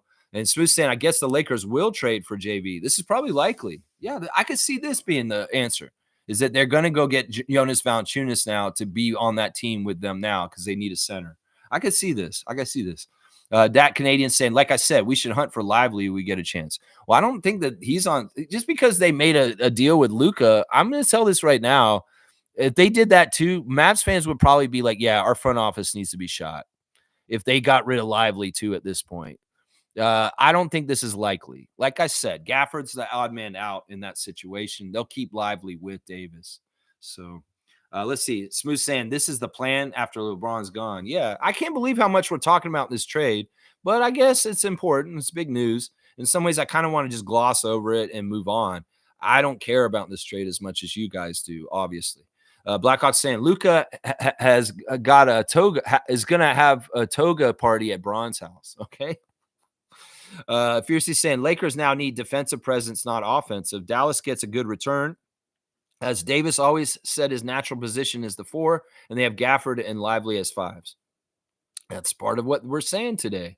Yeah, experts are saying that. Kaz saying, guys, just a heads up. We got to limit comments for Lex. 9:05 game is at noon. That's exactly right. I'm going to stick hard and fast to the 2-hour limit. Fiercely saying, thank goodness for our front office. Yes, that's what I'm saying. In some ways, this is not an easy job, GMing. So many people out there think they know how to GM because of video games and trade machines. They really don't know. They really don't know. Blackhawks saying Lakers' idea of defense now is wearing a condom. I'm not giving you one for that. I'm not giving you one for that. So we're saying Anthony Davis is going to be a monster for Dallas. I guarantee he didn't want to be traded. That's interesting. Yeah. I mean, in some ways, it's weird because I always thought that Davis was a good soldier with LeBron, that he always tried to do and be with LeBron as much. I wonder how he feels today. Discarded, maybe a little discarded. Yeah, that's interesting. Very, very interesting. Okay, Nako wants me to scout somebody. It is an even day, so it is allowed, a scout of the day. He wants me to scout Danny Wolf. All right, let me see what's going on with Danny Wolf real quick. Who the hell is Danny Wolf? Scout of the day, as requested by Nako the Nacho. Let's see who Danny Wolf is. Danny Wolf is, oh yeah, I've seen Danny Wolf. He's actually his brother is in the G League. Hang on a sec. Danny Wolf is from Illinois. He's Israeli American. He's 7 foot tall. He's 250 pounds. Is he the son of David Wolf? Because that's the thing. He looks like Wolf. No, that's not Wolf. No, he's not. He's not related to anybody. He's just a dude. His oldest brother, Josh, and his older brother, Jake. Yeah, there's a Wood kid that's on the team with John Stockton's son. That's Wood's son. And this is not Joe Wolf's son. This is just a guy named Danny Wolf. He's 20 years old. He's from Illinois. He's 7 feet tall, and he's 250 pounds. And he went to Yale and Michigan. Okay, this is a center. And we'll see where he's kind of projected. We'll go to the YouTube and see what's up here. So he's not related to Joe Wolf, former NBA player who passed away, honestly. Joe Wolf passed away a couple years ago. All right, that's for one game. Mid-season highlights, that's too long. Transfer portal highlights. Okay, we'll do that. We'll look at the transfer portal highlights on college. All right, let's see. Who is this Wolf kid of Yale? What's he look like? All right, he's the big man. All right, let's see. He gets the ball. He's pretty quick to get over there. Nice little bump and then layup. Nice little left-hand layup. He's physical. I like how he gets after the ball and goes after 50-50 balls. He's trying to meet people and get to it. And some of the people he's trying to beat are guards and forwards. He seems too slow in some ways. He looks like he's going to be, I don't know, if he can use his power of his body, it doesn't matter how slow he is. It's kind of like Zach Edey. I don't know. I don't know. For some reason, this kid's body frame is not athletic. He looks like a schlub, is what I'm gonna say. He looks like a plumber from the old days. Like he looks like Joe Klein or Joe Wolf, to be honest. And in some ways, he's not athletic. He doesn't have the good muscle tone, and he's not a natural athlete. He's just a big guy. He may have a little bit of hops and a little bit of lightness to his feet, but he's really not an athlete. I'm gonna say that right now. That's a weird lob. That was a horrible pass, but it was successful. I don't know. This guy's not really athletic. He really reminds me of the big white stiffs from like the old 80s, Gerald. It used to be in the NBA that every NBA team had to have one big, huge 7-foot white guy on the roster. I don't know why. It may have been racial, but yeah, they were always just around for height and fouls, but they were not good athletes, and they were really just is because they were 7 feet tall. In some ways, he's reminiscent of that. Is he going to shoot a three? He's pretty far out with that. It's not a bad form, though. Okay, if he has a three, that may be a little different. Okay, let's see the second one. Same form. Nice shot. And the other thing is he's shooting it from outside of the college three. He's like 2 or 3 feet away. Okay, the three-pointer, it makes him a little bit more redeemable and different than that last thing that I just said about a player that's just a big stiff. I don't know. I'm not that interested in him because, first of all, he doesn't look like an athlete. He doesn't look like somebody. He looks like he'll be able to put on muscle, but in some ways, he may have more trouble in his career keeping weight off and being fast enough and light enough because he already looks like he has a proclivity, he might get heavy. So I don't know. I'm not a big fan of this guy. He is the right position of what I want. He is a center, but I'm not a big fan of this guy. He looks slow to me, and he looks like a throwback big white stiff is what he looks like to me. So there's my scout on Danny Wolf. He does look like he has an okay three, though. I will say that. He's a little nimble, but I don't think he's a real athlete. And then in some ways, we want athletic guys that can actually be athletic. There's not a lot of athleticism in him. Let's just put it that way. Like I was saying, Lex, you didn't just call her a bitch. You called her a genocidal bitch. Yeah. I mean, I don't want to use these kind of words. And I've said really nasty female derogatory words towards this woman, but this woman deserves it. Let's just put it that way. The blood of thousands of people is on her hands. Seriously. She's directly funded huge amounts of money to the IDF to kill Palestinians. There's not a lie in this. That's not hearsay. That's not fabrication. That is the absolute truth. She'll even brag about it. That's how sick she is as a person. Yeah. Kaz is saying Luka is no longer eligible for Supermax extension now that he's traded to the Lakers. That's not good for Luka, I guess. That's not good for Luka. That's kind of crazy, man. All right, let me make sure. Yeah, y'all slow down on the comments. Definitely, because I am going to be getting done in the next half hour. Like I was saying, the word around the trade is Luka was not going to sign the Supermax for the Mavs. That's interesting. That may be a symbol of the new ownership also. Mark Cuban would keep it a family, and he would totally schmooze Luka to stay forever. But with the change of the casino, Edelson owning the team, they're not going to be family friendly. They're going to be more bottom line. And maybe Luka is reading the room.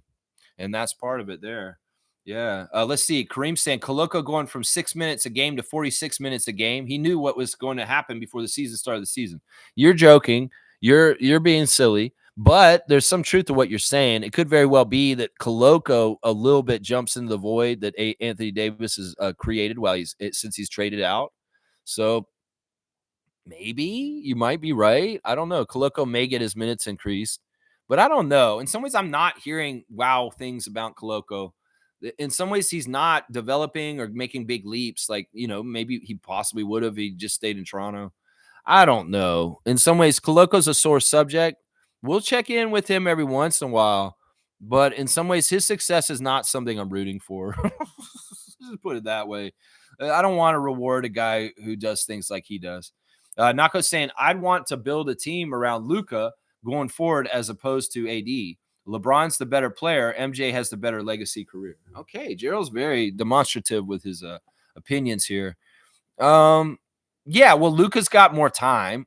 That's been pointed out by others already. And then, LeBron's not the better player than MJ. No. You have to watch him, Gerald. You'd have to have been there around Michael. Michael was just such an excellent player, and he was no garbage. Like he was no crap.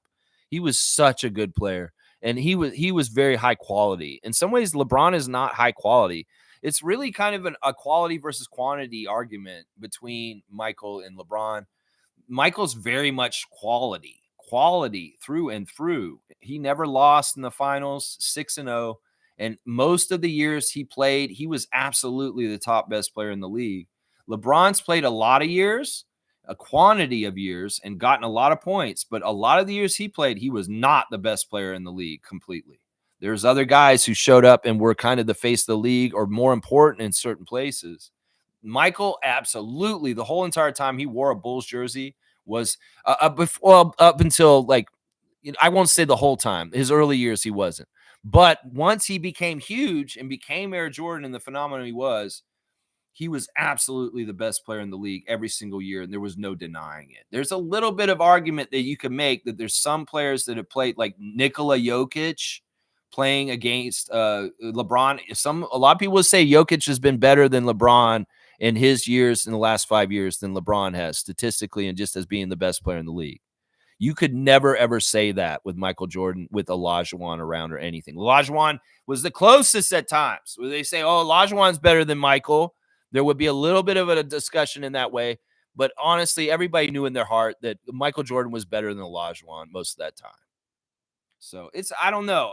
In some ways, Nako, man, if you comment on Michael, man, you got to go back. You got to watch The Last Dance, and you got to maybe even actually go back and watch whole entire NBA games from the 90s to really understand just exactly what Michael Jordan's phenomenon was. Because I don't know how to express this to a young person so that they really get it without having lived during the 90s of the Bulls' dominance and 2 3-peats. Because it was nasty. They were so dominant. And Michael, I can't get behind some of this. UC saying, I feel like the new CBA is the only reason why this trade even became a reality. The second apron is scary to GMs, it seems. Yeah, there's a lot of penalties there, UC. Good to see you this morning. There's a lot of penalties there, but some teams will be funded like limitlessly, and they'll go into it and they'll be crazy. Teams like the Knicks, if certain people buy the Celtics, they will be like this also. It's scary, man. It's scary. In some ways, the aprons will be different, but there are harsh penalties for people that are going to spend into it, and they're going to be paying a lot of taxes to help support the whole entire league when they do that. Kareem saying the Luka and AD trade is crazy, but these upcoming tariffs will start an economic warfare. Denmark, Sweden, and Switzerland is looking real sexy right now. Well, you going to move? Is that what you're saying? You want to go over there? Yeah, I'm with you, man. I might want to go over there too. No, let's stay true to our country here and like hold it down and do our best. And like seriously, guys, what I'm saying is what you need to do. It may be just a couple of name brands. Like if you buy American ketchup, start buying the Canadian ketchup. Seriously. It's all you need to do. Those little things will add up, and we can really help support our own economy. And there may be a lot of really good benefits from this, guys. Sometimes like Billy Ocean said, when the going gets tough, the tough get going. Well, they're going to get going on us like this with this kind of thing, with a trade war. Well, we're going to get going. And we got to do things in a loving way, in a positive way, in a supportive way of our own country, because we are Canadian and we love our country and we want to protect it. And this is what, people that love their country do. They do things to help it. And we can do this. This is actually a way we can really fight this trade war and help us be okay. And we're going to do all right. I believe that we're going to be all right, guys. I have a good vision for things working out all okay in the end. I know it seems like everything's going the wrong direction right now, but sometimes things are going to go really fucked up and people get wise to like, okay, we can't do this anymore. And everything changes back to being more normal again. Trust me. So we'll have to see. Guardian Transit's here. Good to see Guardian Transit. It's been a little bit, man. Our original Raptors freak. Somebody's been here with my channel for a couple of years now. I appreciate you, Guardian Transit, on this Groundhog's Day. Saying, wow, I guess I was sleeping when all the news broke. Gonna have to drink more coffee. Could this spur a bunch of moves now? I don't know. Some people were trying to say that there were certain players that it was kind of contingent on to allow for this stuff to happen. Well, it sounds like the Lakers and the Mavs blew it wide open this morning. Yeah, it's crazy, Guardian, isn't it? It's a crazy deal. In some ways, stuff like this doesn't shock me anymore. It's just what it is. Wayne's saying, morning, Raptor Freaks. Today we enter another potential win streak. I hope so. It could actually end up becoming a new losing streak, honestly, but we'll have to see. This will be the 7th game of our 9-game stretch. We have won 6 of 7. I'm okay with us taking one of three. 6 out of 9 is good. Well, actually, we're doing better than that. We've won 7 of 9. Is what? Yeah, 7 of 9. We've won 7 of 9 in the recent stretch. So I listen. It's the Clippers. The Clippers have done very well. Norman is not playing, which is helpful, but Kawhi is, and in some ways, it's us beating Kawhi and James. Can we do it? Can we do that? Can we beat James Harden and Kawhi Leonard today? That'll be the interesting question. We'll have to see. So we're saying long-term Lakers are a much better team. I don't know if that's true.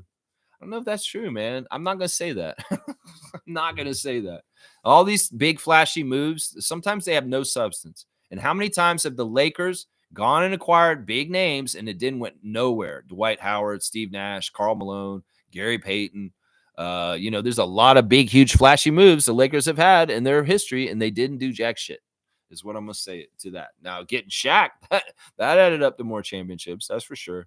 Let's see. Smooth saying, plus, I also think this is the way the the Lakers front office getting back control of the narrative. Well, in some ways, it really is a move to plan post LeBron. It's definitely like that. Not going to say I would not consider this for LeBron move. You don't think this is a for LeBron move? You might be right. That might be, that might be a way to characterize it. I could get behind that. Smith saying, remember, it was all about LeBron and his cronies. Yeah, I don't know. I mean, Anthony Davis was one of LeBron's cronies. He was fine with it. And in some ways, they had a pretty good working relationship for most of this time. It was up and down, different ways. Like I said, LeBron was not good for Davis. In some ways, Davis kind of screwed his career up going to the Lakers. Some people say, what do you mean? He won a championship there. Once again, I do not count that championship. I really don't. UC saying, never forget the Dallas County officials declared July 6th as Luka Doncic Day. Yeah, well, I wonder what that day is going to be like this year. Fierce is saying, nice, Nameless. Yeah, it was very good time at Fan Day. Very happy to hear that Nameless got to meet Messiah yesterday. Smooth saying, there's no way LeBron signed off on this. I love the Lakers did this. I respect it. This is a Dr. Jerry Buss move, old school. I don't know. I'm not going to give this credit like this. I mean, this is kind of a classic old big Lakers move. You're right. I guess I should give you credit for that in some ways. Fiercely saying live streaming was on Raptors YouTube channel. Okay, so it was on the official Raptors channel. Okay, cool. Yeah, I was pretty busy yesterday doing stuff, and I didn't know that they were doing that. But that's cool. There's a lot of footage out there of it, so you can see a lot, get the feel of what was happening there. All right, Trevor's saying something about Royal Rumble, which happened yesterday, I guess. Smooth. Cody Rose really hurt Kevin Owens in yesterday's matchup, and Jey Uso won the Royal Rumble. Okay, thank you for the Royal Rumble update, Trevor J. That's all I'll talk about it because I didn't watch it, and in some ways, I just am not into wrestling anymore like I used to be. W at Nameless. Kareem saying this trade just opened up the floodgates. These kids and their trade machines. I guess nothing is off the table at this point. Fire away, your couch GMs. This is your favorite week. Yeah, I wouldn't characterize this as this. There's always big moves. Like we can think about the move that SGA got to Oklahoma City, even though at that time we didn't know SGA was so big. That was a big move, the Paul George for SGA move. There's been a lot of big moves in the years. This is not that uncommon. You guys are acting like this is such a big deal. In some ways, this is overinflated by two things: the proximity of LeBron to this deal and the Lakers being involved, and Luka being involved in this. So this overinflates the importance of this deal in everybody's mind to talk about it more and think it's way more important than it is. To me, it's not as important as you guys. It seriously isn't. I think that once again, you put two lazy, very good players on the same team. That's not going to mean anything yet. Now, when they come after LeBron's gone and they build around Luka, they have a lot of work to do. And have the Lakers ever shown that they've been able to do anything competently with building a team around in certain ways? No, they've been too impatient. They've traded young prospects that blew up somewhere else. They've made mistakes left and right. So my confidence in the Lakers building around Luka after LeBron's gone and being successful is not very high, guys, just so you know. That's how I look at it. I think the Mavericks are much better off short term, and in some ways, they may even be better off long term. In some ways, I may disagree with you guys about saying the Lakers are better off long term because I'm going to go by the dumpster fire that Rob Pelinka is, and the situation with Jeannie Buss, and everything that has to do with that team, and LeBron lingering around and screwing it up somehow, some way, even though he's showing signs he's going to exit. And why would y'all think that they could go get all the right pieces to put around Luka? Has the Lakers shown that they're like that as a franchise? No, they have not. And they have all the privilege in the league as one of the preeminent golden boy franchises. They still drop the ball and run their team like shit. So why would you guys think that this is this? Why would you guys think this? Seriously. Trevor's giving me a cutoff. I appreciate that. CH is in here. And he's saying Chris Boucher is loyal. Come on. I'm totally with you like that, man. Chris Boucher has said recently in public that he would like to sign an extension with the Raptors after the season and continue to play in Toronto. And I wholeheartedly want this to happen myself. And if Chris wants it too and Masai wants it, oh, God willing, it'll happen. That's what I'm saying. CH, good to see you in the chat. We talk Raptors every morning live at 9:30 in the morning. And if you make a comment, I'll read it as long as it's something that's not too trolly or weird. So he's saying, oh, he is that good, man. You think Luka's that good, huh? Blackhawks saying Gafford will not get moved because Maxi Kleber was traded. Maxi Kleber. I don't know if that has anything to do with anything. They were already saying they're trying to move Daniel Gafford like in the last month. So he's already been in trade talks. So I don't know if it'll have anything to do with it. If you're thinking it's because of depth, because Kleber's gone, Kleber's not been important to them for a while. Kleber's kind of been a dead note for the Mavs. He's been hurt half the time. And honestly, on the depth chart, Maxi Kleber is like the third or fourth center for them. And he's not that important. So, yeah, I can see them still trying to move Gafford because Lively and Davis could probably hold down the fort, but we'll see. Wayne's saying Lakers move is a great trade in terms of talent and age. LeBron has 2 more years max. This is a move for the future. AD is also up there and can't really carry a team on his own. This trade is equal. That it could be true. It could be true. It really does have to do with Luka and his fit with the Lakers and whether he likes it there. I'm going to say this right now. Once again, he may not like it in LA. It may be too busy and too crazy. In some ways, these European guys are not like Americans. In some ways, Nikola Jokic and Luka Doncic playing for small teams like Dallas and Denver it's not as attractive. I think if Jokic was on the Lakers, he'd hate it. Seriously, he'd hate it because it's just too busy, too much demands on his time, Hollywood, all of the paparazzi and the bullshit. And Luka is more like Nikola than people think. They're very much like birds of a feather. They're kind of goofy Two Stooges kind of guys. And I'm just saying, there's no guarantee that Luka Doncic will be happy in LA, guys. I'm going to say this right now. Some people say, oh, it's the LA. It's the prestige of it. That's lost on Luka. In some ways, he don't give a shit about that. He cares about winning and trying to play and be happy. He may not be happy in LA. LA's an easy place to not be happy in because there's so much distractions and bullshit around that team. Seriously. So we don't know. In some ways, that's the big dependent thing. Is Luka going to be able to fit and be happy on the Lakers team? I don't know if that's true, guys. I won't say that's for sure. Smooth saying it, Trevor. Yes, I saw that. It was a good card. The women's Royal Rumble was predictable. The men's, I didn't see that coming. There you go. All right, you guys with your wrestling report. The G saying now Luka can't get a Supermax deal. Wow, Mavs really made a business move. In some ways, he probably isn't happy about that. That he may care about how much money he's going to make, and now he can't make as much money as he would have in Dallas. He feels screwed over in some ways, maybe. Who knows?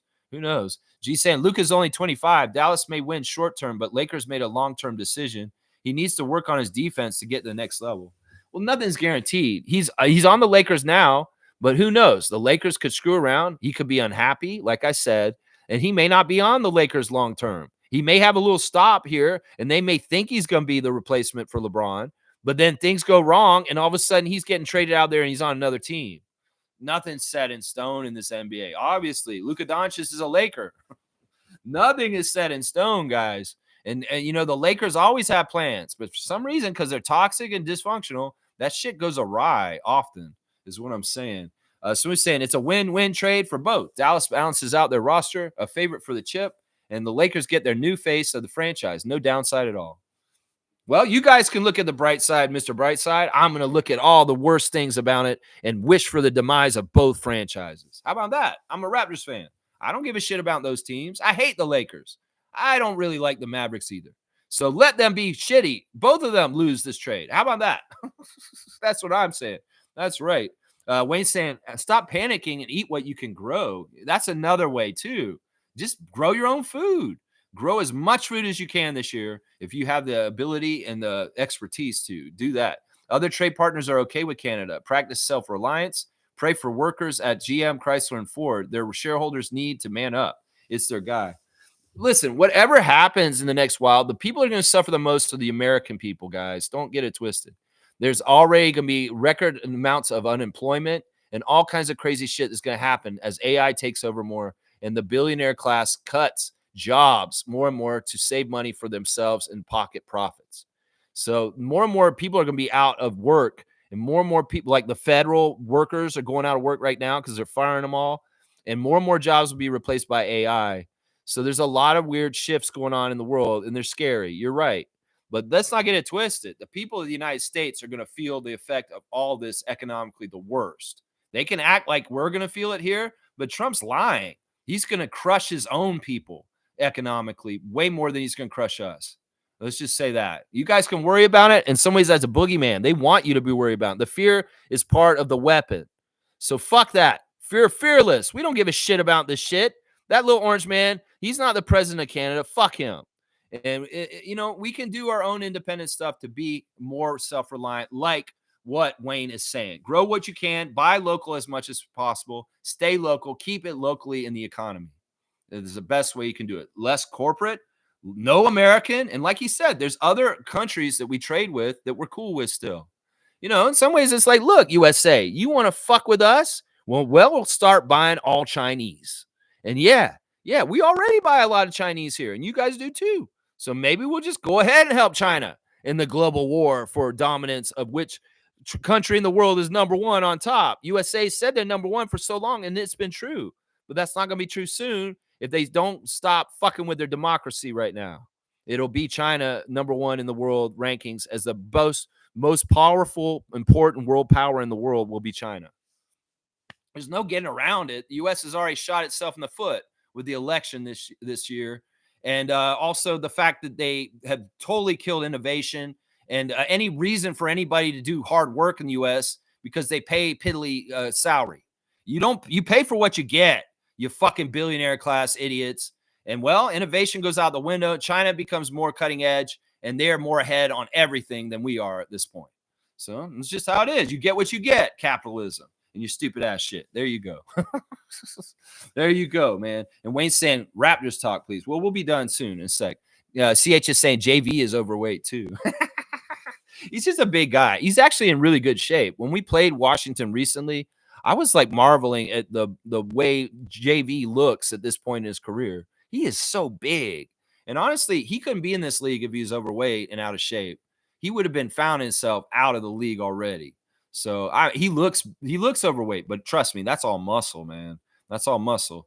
Smooth saying, I love Houston. Akeem is a top 10 player ever, but in no world is he ever better than Michael Jordan. Nope. See, that's Houston fan number one from back then. This is the man who reveled in the two championships for Clutch City in the mid-90s when Michael was retired. And there's a lot there that Akeem had to get his two championships while Michael was gone. So Smooth knows this. In some ways, Gerald, in your heart, that Nikola Jokic is a better player than LeBron James right now. You know it. You know that's true. And at no point in Michael Jordan's Chicago Bulls career, other than early on when Akeem came in, he was better than Michael early. But for the most part of their whole entire career, Michael was better, as Smooth has said too. Trevor's giving me a really good cutoff here, and I'm going to be out of here. Cool Cat saying Luka lost a lot of money in this trade. The media scrutiny that comes with LA is going to be crazy. ESPN's going to overdo it with coverage. Oh, of course. Yeah, I hope he enjoys his new thing. I don't think he will, guys. Not everybody wants to be a Laker Nation. Y'all think everybody just is dying to be in your purple and gold, but that's not the damn truth. And you might find that out with Luka Doncic in weird ways that you didn't realize. Seriously. Because in some ways, he's a private guy. He doesn't really want all this crazy circus around him. You think he wants that? No, he doesn't. All right, I'm getting the classic card out, and I'm going to see who it is. Oh, this is a tough one, guys. All right, let's see who knows their classic cards. Reggie, you're here, right? So I don't see your way right now. This is a tough one, and it's hard to see with this light. This is a former Celtic. This is around the same period of the classic cards recently, so this is around 1990, 91. This is a hard card. This guy was known for something that happened in college. He played in college. Otis Thorpe. That's an interesting guess. That's not right. Stargate saying, what's the salary comparison between Gafford and Bruce Brown? Anyone? It's about the same, I think. I do it. And maybe that's somebody that Dallas could use. Bruce Brown might fit with that Dallas team that they've got there right now. So hey, go call them. There you go. Otis Thorpe is not right. This is a guard forward. It's not a power forward like Otis Thorpe. Those arms, that's why you thought that, huh? I'm going to say this. I'm going to give you guys 2 clues. His last name is the last name of the family on American Dad. If you know the American Dad show, the cartoon show that Seth MacFarlane did, American Dad, the last name of the family on that show is the last name of this player. So there's a little bit of a clue for that. Derek Smith is right. Slug Deasy got it. That is Derek Smith, classic NBA player. Yeah, he played for Louisville. And he was famous in college for his Louisville days and what he did. Wow, Slug Deasy doing a good job on the classic card with this one. This Derek Smith one's hard, so I'm going to give you 200 on this one. So Gafford makes 13 million. So he's got another 10 on that. So it's like the Mavs would have to send 10 more million towards us in some sort of way. Wow. So it's very doable, I guess. It's very doable. All right, Derek Smith is the classic card of the day, and we're going to put Slug Deasy on there, getting another 200 points. Good job. Slug Deasy and Smooth are my classic card, old school ones right there. Yeah, Bruce is 23 mil. Gafford is 13 mil. That's a $10 million difference. Boucher is close to Gafford's salary. Yeah, that's right. And Kelly, too. They're right around the same salary right there. All right, let me do the rundown. I got 10 minutes, and then it'll be 11:30, and we'll get out of here completely. There are things that I want to cover still that are on the tabs that I didn't see. Yeah, the reaction to the Luka trade is hilarious. Some of the other people are saying stuff all over the place with crazy stuff. Blake Murphy's latest update on the game today for who's available. Davion Mitchell is questionable today. Jamal Shed is doubtful. Mobo and the two ways are with 905. Norman Powell, Chris Dunn, Cam Christie are out for the Clippers. And Patty Mills and Drew Eubanks are out due to the trade still pending. And Kai Jones and Trenton Flowers are with the G League. So there you go. That's the latest from Blake Murphy on the lineup news as far as who's going to be around. Yeah, this deal is crazy, man. It's a crazy deal. Like I said, OG got hurt in the game against the Lakers with a foot sprain yesterday. I don't like to see that. We got a couple birthdays today. Happy birthday to Chris Garner, former Raptor. He's turning 50 today. And also a happy birthday to the late, great John Saunders. John Saunders was the original Raptors voice in the very beginning, calling games. And John, of course, passed away. He's a legend in broadcasting for college football. We've done a Share the Love Club for John Saunders in the last year in honor of him for the 30th anniversary. John would have been 70 years old today if he had not passed away. So happy 70th birthday to the late, great John Saunders today. So we want to celebrate him today on his birthday on Groundhog's Day, y'all. So, yeah, let me do the rundown real quick. I did the injuries real quick for the two games. Like I said, they're saying the Clippers have a 60% chance to beat the Raptors today, 60-40 in favor of the Clippers by the ESPN matchup. The referees for the G League game that's starting in about 40 minutes. Raptors 905 are in Motor City Cruise. Nate Surley is the crew chief. Eric Alink is the referee, and Josh Reed is the umpire. For our game in Scotiabank Arena at 3 p.m. this afternoon against the LA Clippers, our referees are Mitchell Irvin, who favors the Clippers, Eric Dalen, who favors the Raptors, and Suyesh Mehta, who surprisingly favors the Raptors, but is still one of the worst referees for the Raptors that you can have, is Suyesh Mehta. So Mitchell Irvin, Eric Dalen, and Suyesh Mehta. In the replay center today will be Scott Twardowski, Andy Nagy, and Brandon Adair in the replay center. Yeah, this deal today has got people reeling and going, whoa, crazy. Is it real? Well, it's real, y'all. It actually happened. Luka is a Laker as of today, and we've talked about it quite a bit today. I think that's all I've got to say today. Yeah, this is interesting, man. Yeah, thanks, Cass. Gafford is intriguing, and Trevor's saying we will win tonight. Well, let's win this afternoon. How about that? Because I don't know. By tonight, hopefully they will have won. You know, I will say this. If we're going to beat the Clippers today, we're going to have to play top notch. We're going to have to make our shots. We're going to have to recapture that defensive stuff, even if Davion Mitchell is not available to play tonight. So in some ways, it really is important that we match them well. The Clippers have been a weird team when we play them in recent years. We have gotten a win against them in the last couple of years, but we've also lost a lot against them. One of the people that's really bugged us is Zubac. Zubac is dangerous. He can be a very dominant big man. Thankfully, we've got Jakob Poeltl healthy today, and he can hopefully cancel out Zubac because he's been an important, dangerous person. Some of the auxiliary guys, other than Kawhi Leonard and Harden, we cannot have these guys like Amir Coffey or anybody like that getting crazy and scoring a lot themselves. If we cannot let any of the role players do anything in this game, try and limit Kawhi and James to lazy shots and them being very high shooting but not efficient, we can win tonight. But we have to control Zubac. They have to absolutely keep him, not be allowing him be a big, huge presence of blocking shots, getting rebounds, and being a big bullying us. Jakob hopefully will be the answer, and Scotty to a degree also. So yeah, that Scotty versus Kawhi matchup is happening today. Well, let's see Spider-Man point at Spider-Man and see who is the real Spider-Man today between Kawhi Leonard and Scotty Barnes, the past of the Raptors versus the future of the Raptors. Yeah, it's going to be a marquee matchup, and I'm here for it. I want to see how James Harden could be a huge X factor in the game today. If James Harden is bad for the Clippers, they'll lose. If James Harden is really good for the Clippers, they might win. That's really going to be the thing right. But in some ways, Norman's the driver for this team. Norman's not playing today. He's the guy who's been carrying them. We know that Kawhi and James Harden can loaf, and sometimes they don't try all out. But Kawhi has a special connection to our team, and he may be actually trying real hard today for proving some points. I don't know. We'll have to see. It's going to be a fun game. God willing, the Raptors will win, and we'll figure out a way to win it by the end. That's right. Trevor's saying we'll win. Believe in your team. That's right. Edmund's saying let's go. Let's go to the game, Race Mode Daily. Get down there for a 3 o'clock start at the arena. Thanks for watching me today, guys. A preview for the games. I'll see you guys in the YouTube chat for the 9:05 game starting at noon. And then, yeah, right after it, we get 2 games right in a row in the afternoon. Afternoon hoops with the Raptors today. So I hope you guys enjoy the outcomes of the games, and we get another double W day to start February, the month off right. So yeah, let's get a double W today. Raptors 905 beat Motor City Cruise. They got a good chance. The Motor City Cruise record is not that good. Ron Harper Jr. is going to be playing against us. And then hopefully can we try and beat the Clippers? That's the game that's going to be a little tougher right there. Cass saying W Stream, W Community, W Raptors. Let's go. W Raptors, MLSE. Good job on Fan Day. 10 out of 10. You guys are awesome. If anything, the Raptors organization does stuff top notch. Sportsnet, you could do a little better. How about that? W905. I'm all about that, Cass. All right, y'all. Thanks for watching. Please like, comment, subscribe, share, and join the channel if you want.